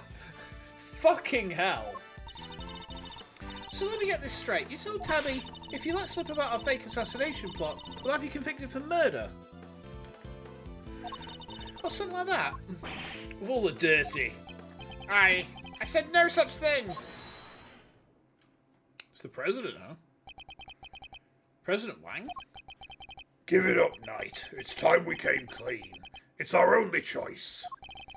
So, Mr. President, you admit it. You admit that there was a plot to fake an assassination attempt. I do. I'm sorry. But why? Why do something like that? My popularity's been on the wane back home. I thought surviving an attempt on my life might give me the boost I needed. I know what we did was wrong, so yes, it was all lies, all of it. And the bullet in the vest? It was planted ahead of time. I wasn't hit by anything today. So why is your guy dead then? But then, what was up with the killer? Our plan got out somehow, and then he just appeared, hell-bent on turning our fake assassination into a real one. Hence the red raincoat, I suppose. He'd hoped to get in close enough as the fake assassin to finish the job. There is one thing I don't understand, though. Oh, and what would that be? Why did Rook have to die? If the whole thing was fake, how did he wind up getting killed for real? That's true. And therein lies the real question. He was a fine bodyguard, the best in fact. He may not have been a native of Shengfar, but he was someone I could fully trust. Mr. Rick must have really been something to gain the trust of someone who'd hide from his own shadow. Sounds like he was as trustworthy to the President as I am to you, sir. I believe that's for me to say, Detective, not you. Mr. Rook must have known about the plan too, then, correct? He wasn't aware of any specific details, so not really. I tried to involve him, but he refused. And you would have done well to listen to him. This is a tragedy. The life of a good man has been wasted. What was so great about him anyway? What's got into him? He was just another piece on the board there to protect you. Nothing more. Mr. Knight, how could you? Who was it that actually went along with your plan, huh, Mr. President? Why that pious coward back down when you needed him to step up the most? I value your support too, of course, but... Look, I'm your chief bodyguard now. That's all that matters. And now that spineless fool Rook is gone, things are going to change around here. Thanks to me, genius strategist, grandmaster, rightful leader of this team. Did he kill his boss to get a promotion? You motherfucker. We are all well aware of your ambitions, Knight. But doesn't this seem a little imprudent to you? Why? My plan this time was perfect, as they always are and as they always will be.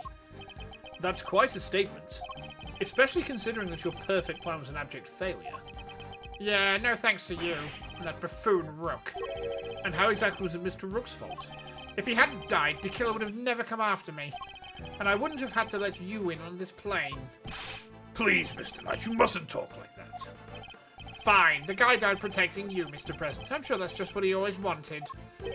But did he die protecting the president? Wait, I thought the whole assassination thing was fake. Oh, come on, do I have to say everything twice? We planned a fake assassination, but somebody else came along and tried to make it real. 2 shots were fired, remember? Like you said, Edgeworth, one of them was the bullet I shot through that balloon. But the second? That wasn't me. It wasn't me. When I shot at the president, it wasn't me killing this guy here. However, 2 spent bullets.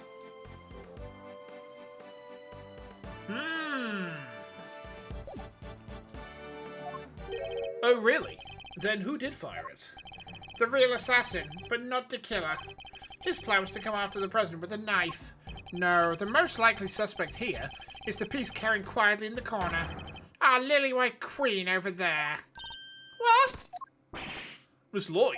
Again with this? I'm not your danged assassin. But is that really true? I, for one, don't believe it. The gun in the trash can? It can only belong to you.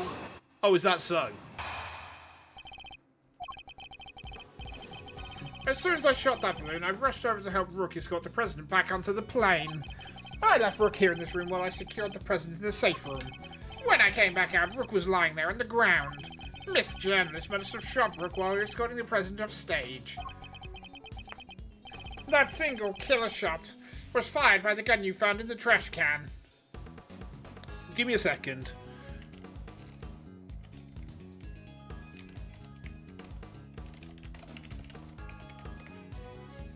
There we go.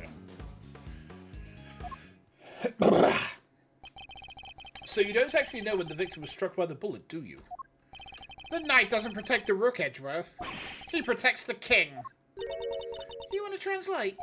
He means that his only concern was protecting the president. Lose the king and you lose the game. Isn't that the first rule of chess? But a win in which a key piece is sacrificed is a hollow victory indeed. Doesn't matter. It's still a victory. I kept the president safe. I win. Well, it's a bit early to be calling a little match in any case, for this is where our battle really begins. Ba, ba, ba, ba, ba, ba, ba. Okay. I think I see what we need to do here. And I'm going to go straight for the fucking throat. Hey, Hades, welcome back. Time for more chess? Not mind chess this time. But we're going to shoot mind bullets at him. That's telekinesis, Kyle. So.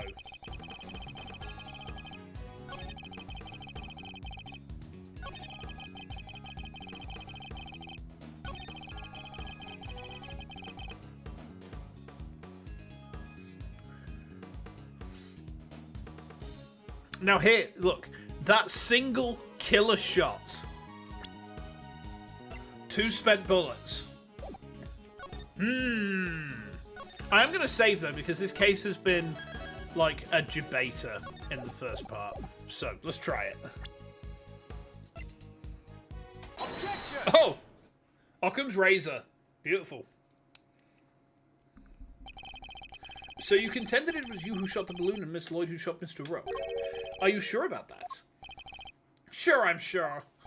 While what you've proposed would indeed match up with the total number of shots heard, the gun from the trash can itself had also been fired twice. He's doing the face again. Look at that. What an amazing expression. Now, why would the supposed number of shots heard from this gun differ from the number of spent rounds? It's simple, because it was planted. Planted by the real perpetrator of the crime. Somebody faked the evidence. Yes, and if you think about it, their reason for doing so is obvious. Oof size large? Yeah. To ensure that whoever found the gun would conclude that the shooter had been in the spectator area. And in order to do that, they had to make it seem as if both shots had come from this one weapon. I get it, so that's why it's got 2 spent rounds, huh? Precisely. As we have already proven, the bullet that burst the balloon came from a different weapon. Which makes it entirely possible that the bullet which killed Mr. Rook didn't come from this gun either. Huh. Nice work, Edgeworth. That's some high-grade sleuthing. But why didn't you get to the point? You've come this far. Spit it out! Oh, I intend to, don't worry. The person who really shot Mr. Rook was...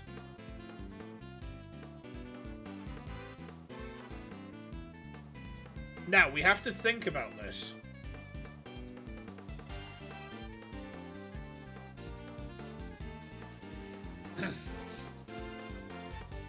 So,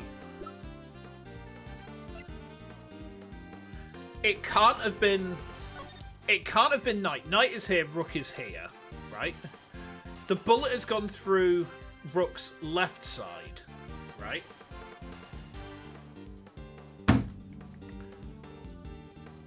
No! The person who shot Mr. Rook was the president. Take that! Oh, overcooked. Behold, the real killer. Oh, man. You really don't have a clue, do you? Kind of admire you for trying, though. Talk about a desperate gambit. Hey, you take that back. Just because he can't keep up with our brilliant mind work doesn't mean he's wrong. I may have blinded myself from my own brilliance. I genuinely... The thing is, because of the fact that the injury to the victim is on the left-hand side of his body, I'm like, okay, the president could have done it, but no, maybe I overcooked with that one.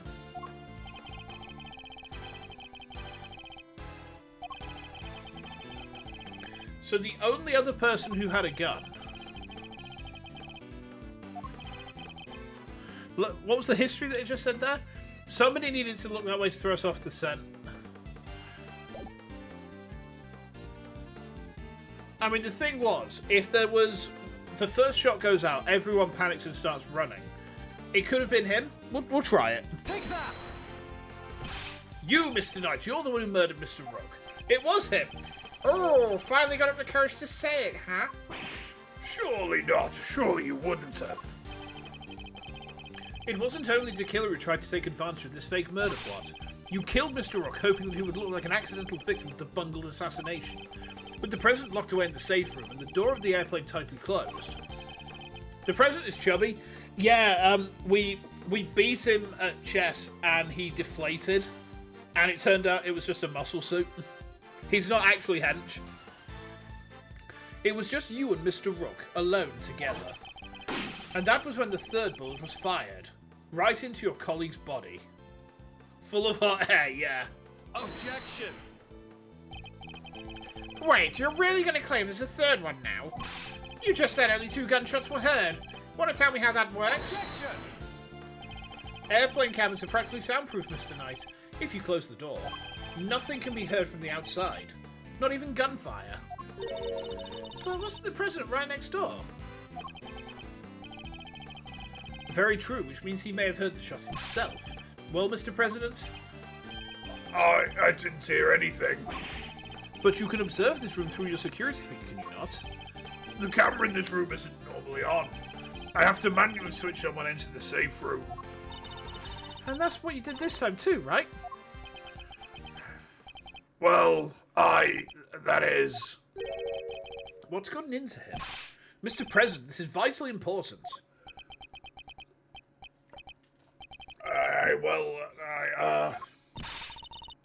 Please, President Wang. Fine.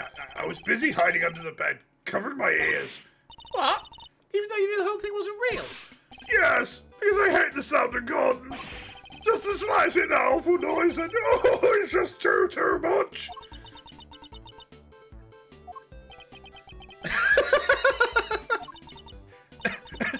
Oof! There they're sat in the pot of overcooked crawfish.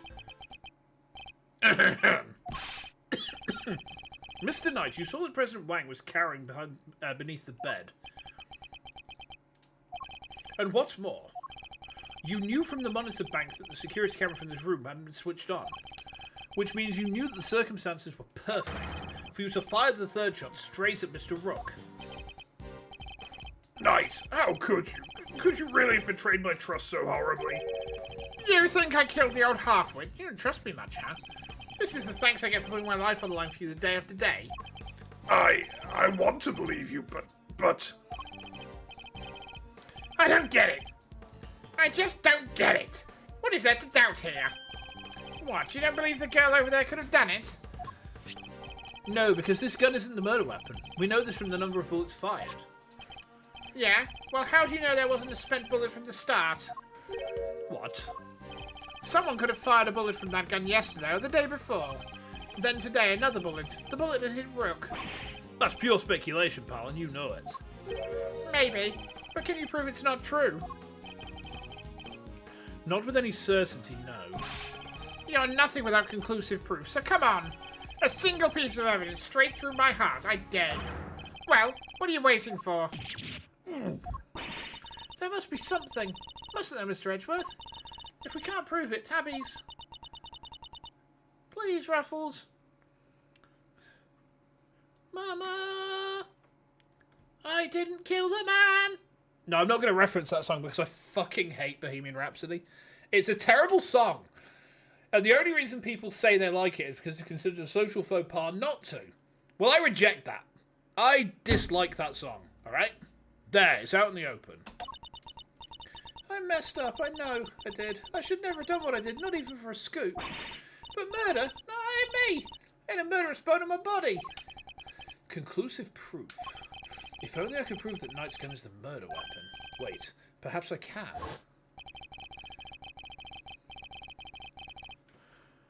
If you at least had the bullet to burst the balloon, you might have a scrap of credibility. Imagine, you could have run forensics to see if it matched my gun. If we had the bullet that killed Mr. Rook, forensics could tell us which gun it was fired from. No proof, no case. End of conversation. Objection! Hold it right there. What now? You're not about to claim you do have proof. Of course I do. This ought to be good. Alright, bring it on. Show me this proof of yours. The bullet that killed Mr. Rook is the key to ending our little game. Very well. My conclusive evidence is not in my possession.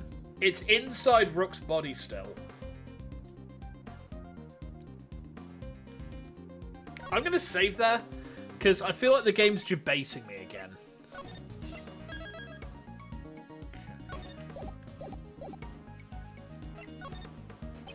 Not currently in my possession. Alright then, thanks for playing folks, but that's game over. However, it is here in this room. What? As we know, the bullet that killed Mr. Rook passed through his body. But where did it end its journey? Perhaps we should cast our minds back to an earlier conversation. After passing through his body, the bullet that took Mr. Rook's life then found itself lodged in the vest. He's right. If the president hadn't been wearing that vest, things could have been a lot worse. But now, of course, we know that this so-called assassination attempt was a complete fabrication. The vest was prepared in advance, made to look as if it had been hit by a bullet.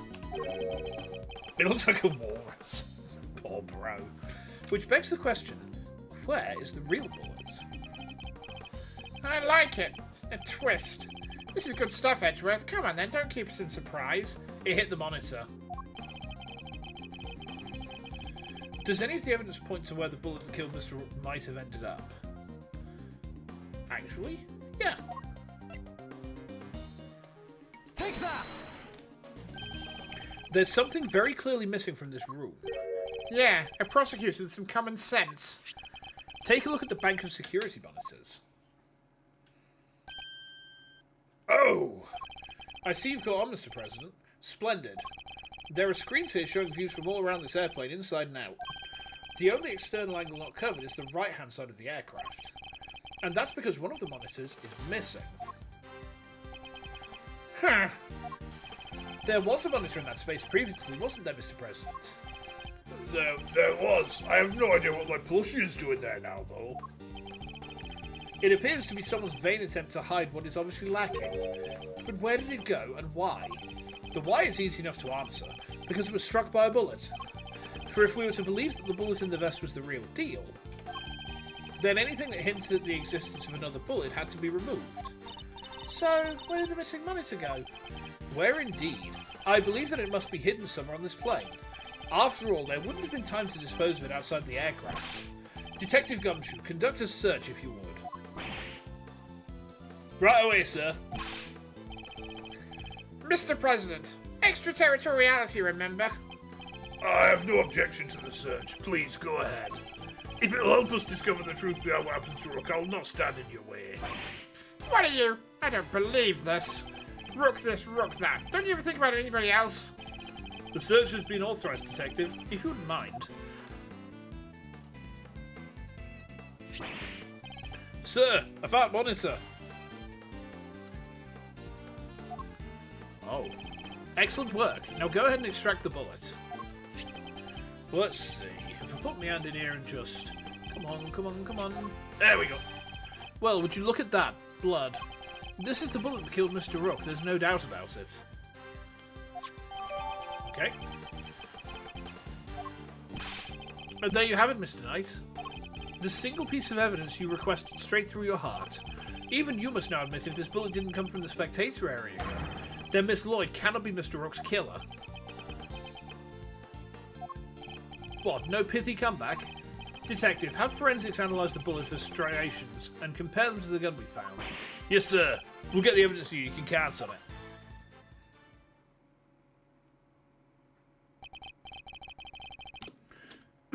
Excuse me. Alright, let's see what forensics have to say. Our findings are as follows, sir. Gumshoe's such a lad. Gumshoe is the ultimate lad. Firstly, blood on bullet is indeed that of the victim, proving that it was the bullet that killed Mr. Rook. Secondly, we found Mr. Knight's fingerprints on the gun, probably from when I handed the evidence over to him. Now for the key part, the striations. If they're not a match, then Miss Lloyd is in the clear. Lastly, the striations on the bullet are a match with this weapon. What? But how could that be? No way! Oh, come on! There's no doubt about it, sir. This is the gun that fired the bullet. How? Well, isn't that something? Conclusive proof that I was right. What's the matter? You didn't think you had me backed into a corner, did you? Guess you misread the board. Because the only one backed into a corner here is you. Oh, you son of a fuck. Okay. There's no denying it. Forensics proved that the gun and the bullet are a match. The bullet that killed Rook was fired from the gun you found in the spectator area. So who pulled the trigger? It can't have been me. I was up on stage, which leaves your little friend. The hack killed Rook. She's the murderer, and you just proved it. Your move, Edgeworth. But just remember two things. One, where you found that gun. And two, which gun the fatal bullet came from. Whichever way you look at it. I can't have been the shooter. Urgh, how did it come to this? Me and the President, we admitted to faking the assassination attempt. Now it's your turn to admit something. Who the killer really is. There's no way Tabby did it, is there? Don't let him get you, Kay. We just need to go over his statements again. There must be something further we can deduce from them. Okay, let's do this, Mr. Edgeworth. Okay. Rah! Crunch.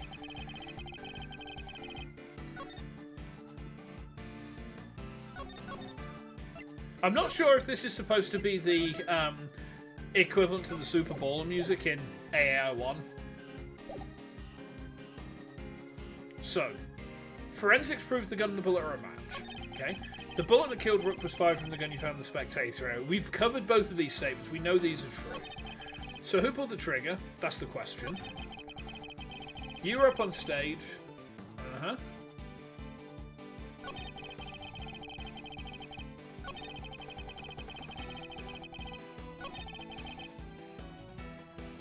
Do I have any evidence at this point? 2 spent bullets, same model as the victims. He hadn't had a chance to use his gun, had he?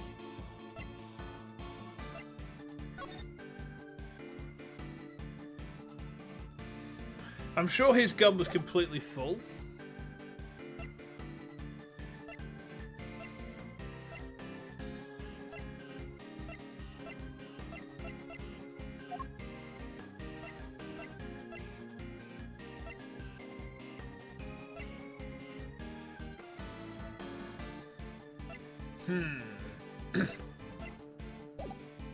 I think we're gonna have to do some pressing.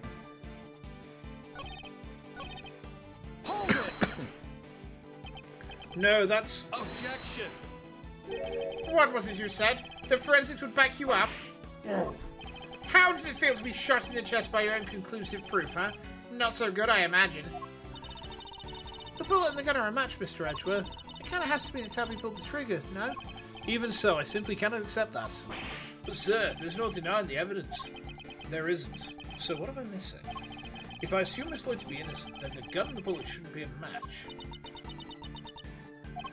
What is it, Kay?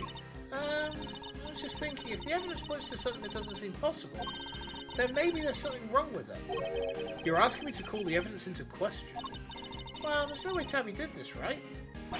So if the evidence says she did, then the problem must lie there. You seem very sure about this. Call it my great thief's intuition. Intuition? Ah, still, she could be right. I simply don't believe Miss Lloyd to be a malicious liar, which means... If someone who believes that evidence is everything in court, the irony is not lost on me, but... If I was to call a piece of evidence into question, it would have to be...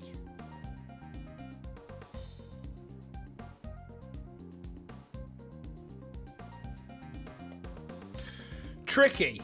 Okay. Because the thing is, right, Edgeworth had previously said the bullet couldn't have been fabricated. Well, kind of. We know it's been fired from this gun, right? But if it's the gun, right, then we'd have to assume it's been fired. Bronco said earlier that the gun could have been fired a few days in advance, and then only had one bullet fired out of the chamber that day, right? So the bullet matches, but it might be that he's only shot one bullet from it on that day, and the other chamber's been left empty. The bullet couldn't have been fabricated. Let's try the gun. Neither of them? Let's check the evidence itself.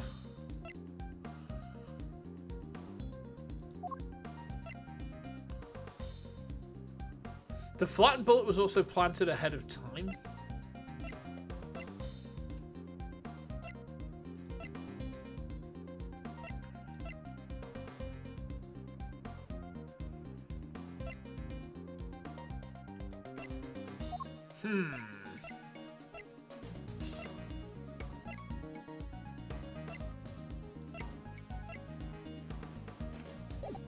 Let's try the gun. If something untoward is going on here, it would have to involve the weapon, not the bullet. After all, we only just recovered the bullets a little while ago. Furthermore, we know that Mr. Knight had an opportunity to handle the gun. Now hand over the evidence you've gathered and remove yourselves from this plane. I'd do as he says if I were you, Edgeworth. This can't really be the end of the line, can it? Indeed, he had ample opportunity. There's no doubt this gun is the weapon that was used in the crime. Which means it must belong to... him.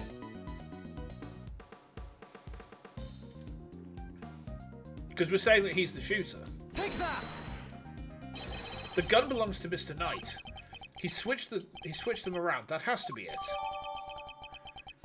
Okay.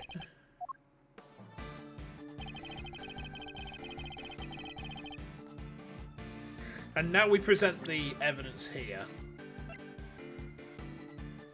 Objection! Ha! Admitted, you switched the guns, didn't you, Mr. Knight? That's why the markings match the weapon in question. It was yours all along. Heh, intriguing move there, Edgeworth. And? You must have made the switch when I handed over the evidence. While I was busy trying to make the case for remaining on the investigation, you took the laser sight from the gun we found in the trash can and put it on your own. Then, not long afterwards, you handed that gun back to me instead of the one we found. I did, huh? You think I somehow knew you'd find a lone run forensics on that bullet sometime in the future? Is that so strange? You're a chess player after all. A man well used to thinking several moves ahead.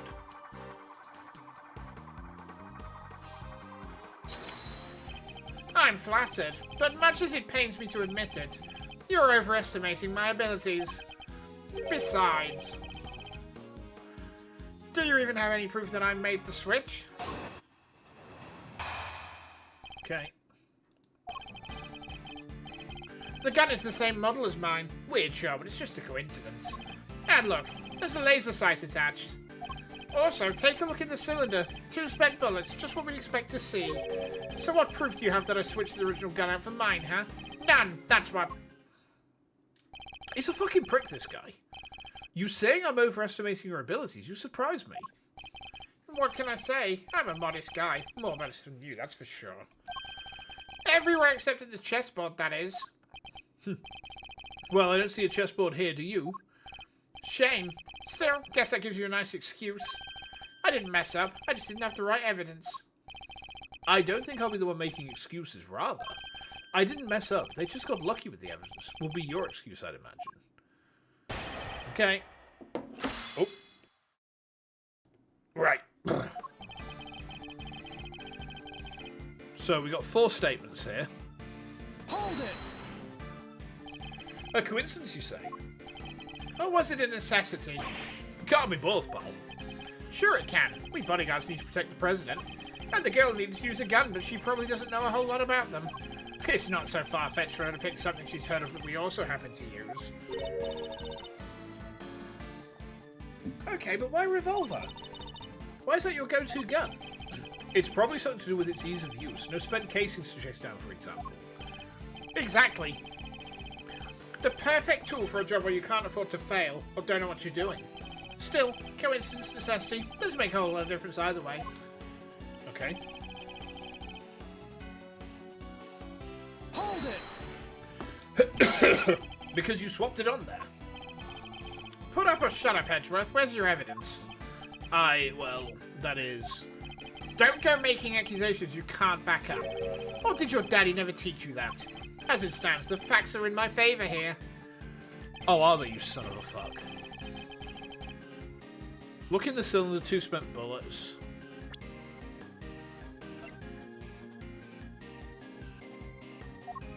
Okay.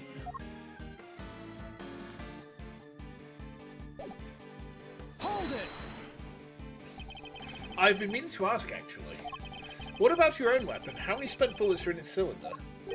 This old girl here? Well now...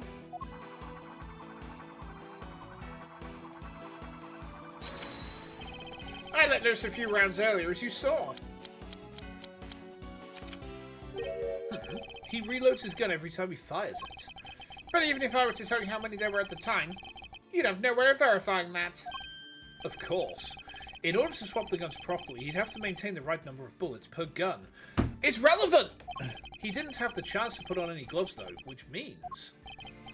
Alright, I think it's about time you did the right thing and resigned, don't you? Game's all but done, see? Hold on. Because he put 8 bullets into the other one. He put 8 bullets into the other gun. So, like, 8 bullets in a revolver cylinder would make it equivalent to, like, a Webley, I think. Webley has...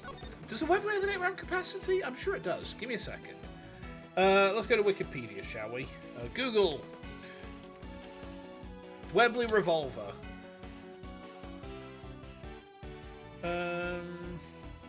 Just having a quick look here. Bear with. I'm sure it did.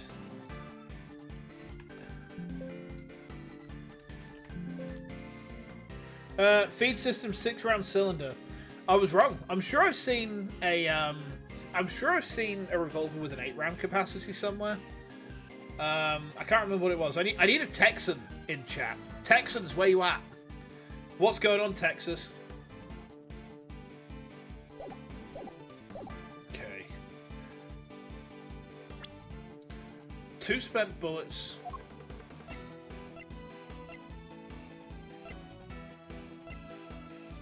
Okay.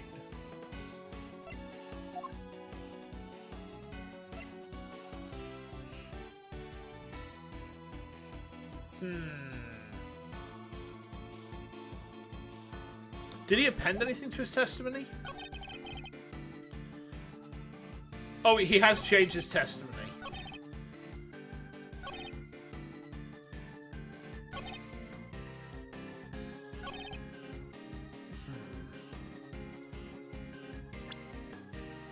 Maybe I need to press on the next statement. If he's reloading his gun every time he shoots.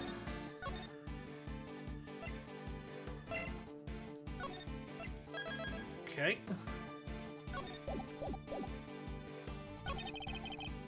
Hold it! Objection! Something you clearly don't have. If you did, you'd have made your move by now. We sort of do have proof, right, Mr. Edgeworth? We won't be given the chance to investigate any further. I'll have to work with what we've gathered. Think, Mouse, think. Consider all the possibilities. If you've got the goods, it's now or never. How are we supposed to prove he switched the guns? Unfortunately, we don't have any direct evidence of his wrongdoing. But that in itself is proof of a kind. Because otherwise the striations shouldn't line up while they do, right, sir? Right. We must carefully consider and infer what we can from the evidence he brings up in his testimony. The truth is in there somewhere. Okay. The gun is the same model as mine.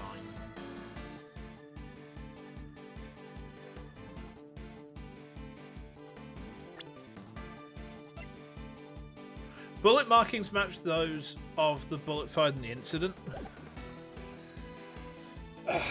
I'm not read on ballistics enough to know, like, if that could be a possibility.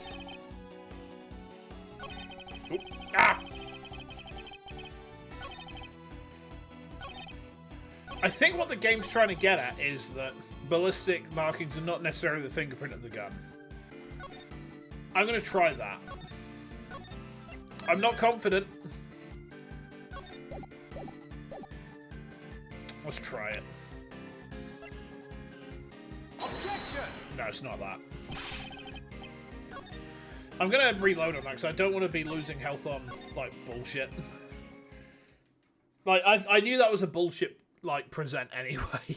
I knew that wasn't going to work. So the gun's the same model as mine. Weird, but it's a coincidence. Yeah, I think it is. We know that's not the case, right? Okay. So, we're supposed to get something out of what he's saying. Take a look at the cylinder. 2 spent bullets, just what we expect to see. What proof do we have that he switched through? What? I don't understand what the game's wanting me to do. I see what we're supposed to do. We're supposed to prove that actually he has swapped the guns over. But, like, the text back a moment ago, the striations shouldn't line up like they do, right?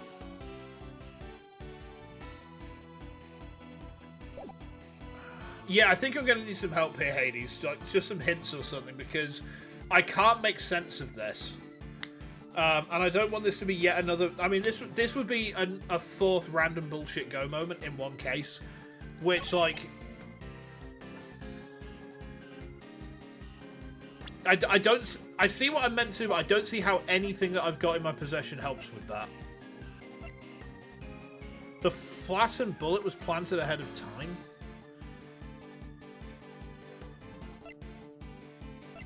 Have I pressed everything? Yes. I've pressed everything. I've pressed on every single statement. The flaccid bullet, I mean, it could be that. Because the thing is, that's been done ahead of time.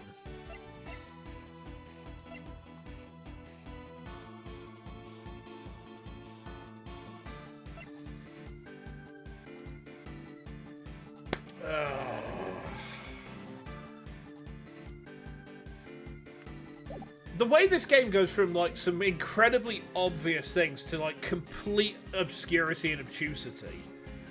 Like, I would love to know, like, how they come up with the logic past when they're designing these cases.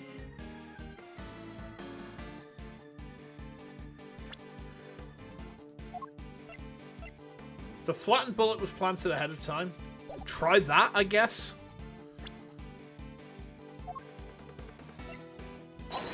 Nope, not okay. It's random bullshit go time then. I'm completely out of ideas. 4 random bullshit goes in one case. Oh my god, I hate it. Thanks, I hate it. For fuck's sake. Okay.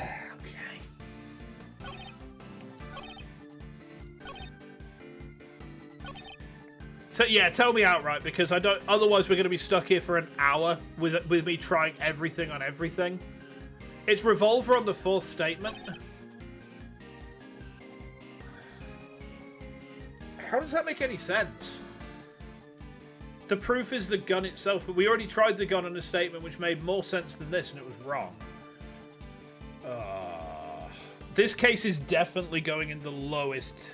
After pressing on the 3rd, yeah, I pressed on the 3rd. I pressed on the 3rd. I presented on the 3rd because the third chain. But I have to say, when I come to do my tier list, there is no way that this is going anywhere close to, like, even a mid-level case. I dislike this one. Oh no. All right. Objection! How does that make any sense?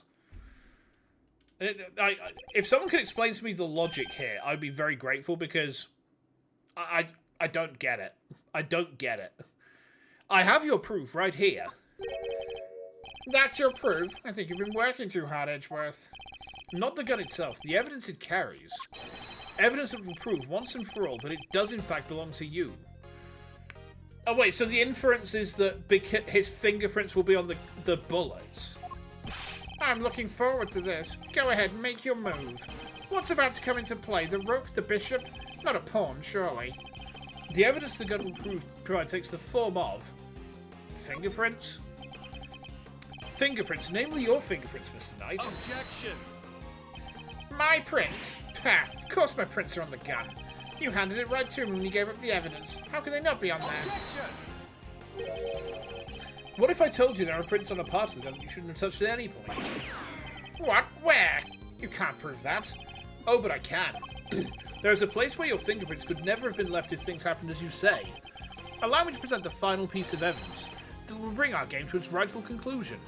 See, actually having something in the organizer which points to this would make this make a lot more sense, rather than having to try and remember text from an hour ago with no record of anywhere. All right.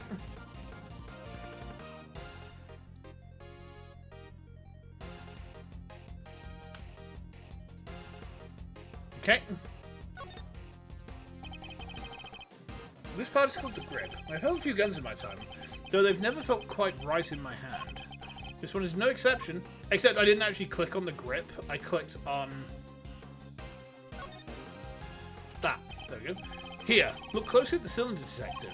2 bullets fired, but where are the prints we're looking for, sir? They'll be on the unspent bullets. Oh my god, it's very imprecise. You did indeed switch the guns when I handed you the evidence. But if that were all you had done, your deception would have been easily detected, because the number of bullets fired by each gun was different. There were 2 spent bullets in the gun we found. Yeah, but what about Mr. Knight's gun? We know that he fired 2 bullets from the stage into the balloon. And he fired another bullet into Mr. Rook, ending his life. So 3 bullets in total, plus the few odd ones he let loose in shock during a little game. And after each shot, he reloaded his gun out of habit. With his bare hands, of course. Officer, where exactly were Mr. Knight's fingerprints found? The ones you mentioned in your report. Sir, they were found on the exterior of the weapon, but also on the bullets themselves.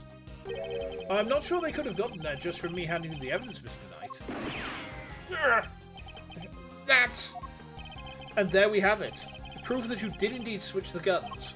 This gun, the one which fired the bullet that killed Mr. Rook, is yours. And in taking his life, you are the true assassin.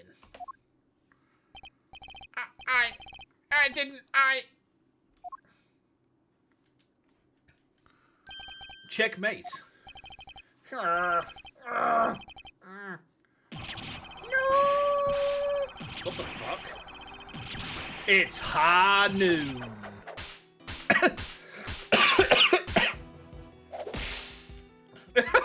Okay, fair enough.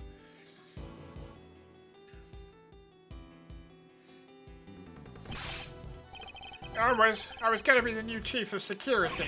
That blasted Rook. If it hadn't been for him, I would have been in charge by now. I would have been in control of the whole team. The plan was perfect. The fake assassination was supposed to be flawless. Congrats on completing the case. I don't feel any sense of accomplishment because I didn't enjoy the case. So many people saying this is like the best first case in the entire series. It's like, no, it's fucking not. The knight is lower ranked than the rook. Yeah, it's true. It's true. Detective Gumshoe. Right away, sir. Curse you, Edgeworth! Our game isn't over yet. I'm afraid this is as far as we go for today. The next moves we play will be in the courtroom. But it's not fair! It's not fair!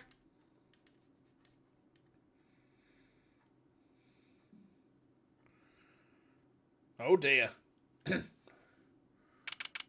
Oh, he's muscular again now.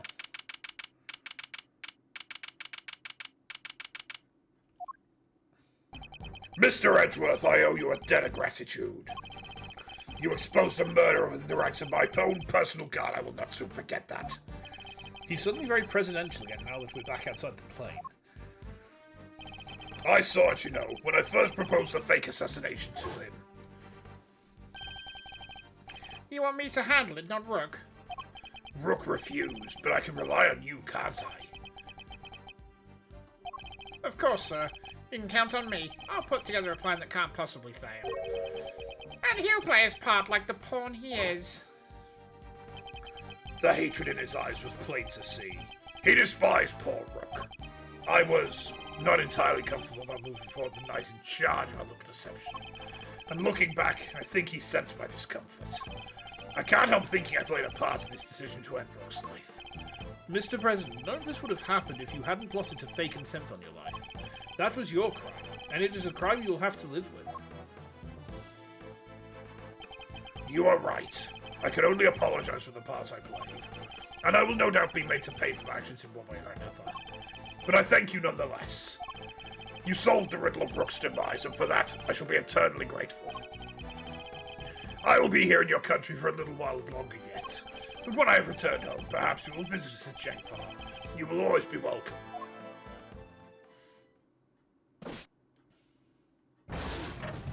Bye. Bye, bro. Oh, thank you. You don't know how grateful I am. All's well that ends well. Miss Lloyd, the accusation of murder made against you is of course entirely groundless, but the fact remains that you were a willing participant in the staged assassination attempt. The police will no doubt wish to speak to you about the matter. You should be aware that you may well be punished for your actions. I know, and I'm awfully sorry about everything. Truly, I am. I understand your desire for a scoop, but there are limits. There sure are. I got me some serious thinking to do. You did it, Mr. Edgeworth. That was something else. Local prosecutor solves assassination conundrum, earns eternal gratitude to president. How's that for a headline? Hey, that there's my department. Mr. Prosecutor, how does it feel to solve such an important case? You must be over the moon. She certainly doesn't stay down for long. No comments. Oh, dang, you're one tight-lipped son of a gun. As well I should be. This case is not over yet. It isn't. How come, sir? Because until we unravel the story behind this, the case will never be completely over. The story behind this.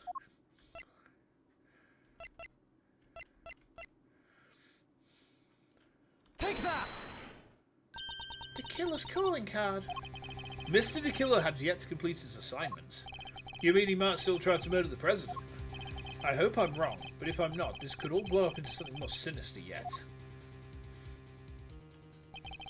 As one would expect with the attempted assassination of the president, the case was all over the news, and my preparations for Mr. Knight's trial were constantly interrupted by requests from the press.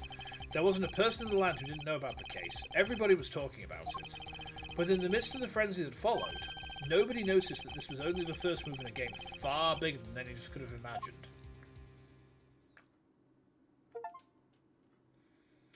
Okay, yeah, we got to the end of the case. Yippee!